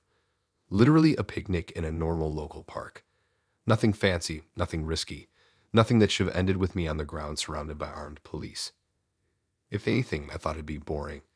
I even joked to my friend that morning saying it would probably be just sandwiches and awkward small talk. She picked the spot. Said it was her favorite park because it was quiet and barely anyone used the field at the back. I didn't question it because lots of people have weird favorite spots. I got there first and waited near the benches. She showed up carrying this little bag filled with food and a blanket rolled under her arm, smiling like she hadn't caused chaos in her whole life. We walked toward the empty field and set everything down. It actually looked nice. Open space, trees in the distance, sunlight hitting the grass in that soft way that makes everything look calmer. We sat down and she started unpacking the food. Normal food too. Not rude stuff, not stolen stuff, not anything suspicious. But she kept doing this thing with her hands like she couldn't keep them still. Tapping the blanket, checking her bag, fidgeting with the zip. I asked if she was cold. She said no. We started talking, and for maybe 2 minutes everything felt fine. Then she kept looking behind me. Not subtly either, full neck turn. I asked what she was looking at. She said nothing. Another red flag, but I brushed it off because I didn't want to ruin the mood. Then she asked this random question about whether I ever thought about how easily groups of people could get evacuated if something happened. I laughed because I thought she was trying to be deep. She wasn't laughing, though. She looked at me like she was studying my reaction, like she wanted to see how I processed the comment. Before I could even make it less awkward, she suddenly stood up and said she forgot something in her bag. She opened it and started rearranging things that didn't need rearranging. The whole time she kept glancing toward the path that led into the field. And right there, my chest got tight. Not because I knew what was coming, because something felt wrong without any logic behind it. Then it all hit at once. The air changed. The normal park sounds went weirdly quiet. Birds stopped making noise. And in the distance, footsteps. Lots of footsteps. I turned around and froze. Armed police officers were moving toward us fast. Not jogging. Not casual walking. That fast, controlled, tactical walk they do when they know exactly where they need to be. Their vests. Their helmets. The weapons. Everything about the scene switched into full danger mode. I literally thought something massive was happening nearby, and we were just in the wrong place at the wrong time. Until one of them pointed directly at her. Not at me. Not around us. Straight at her. I remember hearing someone shout her full name before I even processed what was happening. She didn't run. She didn't scream. She didn't even look surprised. She closed her bag quickly, too quickly, and put her hands out slowly like she practiced this before. They reached us in seconds. 2 officers grabbed me, pulled me back, told me to stay still and keep my hands open. I wasn't even breathing properly. I felt like the ground disappeared under me. They swarmed her. 6 officers surrounded her while another 2 scanned the area with those long cameras and detection devices like they were checking for something. 1 officer kept asking where her bag was. Another asked if she planted anything. Another asked if she was alone today. I kept repeating this was our first date, and I had no idea what was going on. Then 1 officer explained it bluntly. She'd been wanted for weeks. Not for theft. Not for stalking. Not for scamming. For planting fake bomb threats. Multiple. She would call emergency lines, report packages left in public spaces, describe them in such detail that entire areas had to be evacuated and searched. Each time the police rushed out, nothing was found. But eventually, CCTV caught someone who looked exactly like her leaving random bags or boxes around, then walking away calmly. They couldn't charge her fully yet because they needed to catch her while she was actively doing something suspicious. And today, the neighbors saw her leave the house with a bag she always used when she placed those fake items. They reported her immediately. Units were sent out across the whole area, and they tracked her right to the park. Right to our picnic. Right to the moment she opened the bag and started fiddling with things inside it. The officer told me she was high risk because she didn't just file reports, she staged them. The last 3 scenes they responded to had items she placed on purpose to cause panic. All fake. All dangerous looking enough that they had to send specialist units. She sat on the ground quietly while they cuffed her. Didn't blink. Didn't cry. Didn't deny anything. 1 officer asked her why she did it. She just said people needed to stay alert. That sentence alone made me feel sick. They searched her bag right there in front of me. Inside were normal picnic things, and a small cardboard box wrapped in tape. Not dangerous. Not explosive. Just suspicious enough to evacuate an entire area. The officer shook his head. Said this was exactly her pattern. They pulled me aside, took my name, and asked every question under the sun. Did I know her before this? Did she ever mention threats? Did she talk about tests or warnings or keeping people aware? Did she pick the park? I told them everything honestly. After they loaded her into a van and the officers scanned the entire field for extra items, they finally let me leave. I walked home feeling like I had stepped into someone else's nightmare. What got me wasn't the guns or the shouting. It was how calm she was the whole time. How she sat on the blanket like she expected the police to show up eventually. Like the fake threats weren't fake to her. Like today was just another test she wanted to run.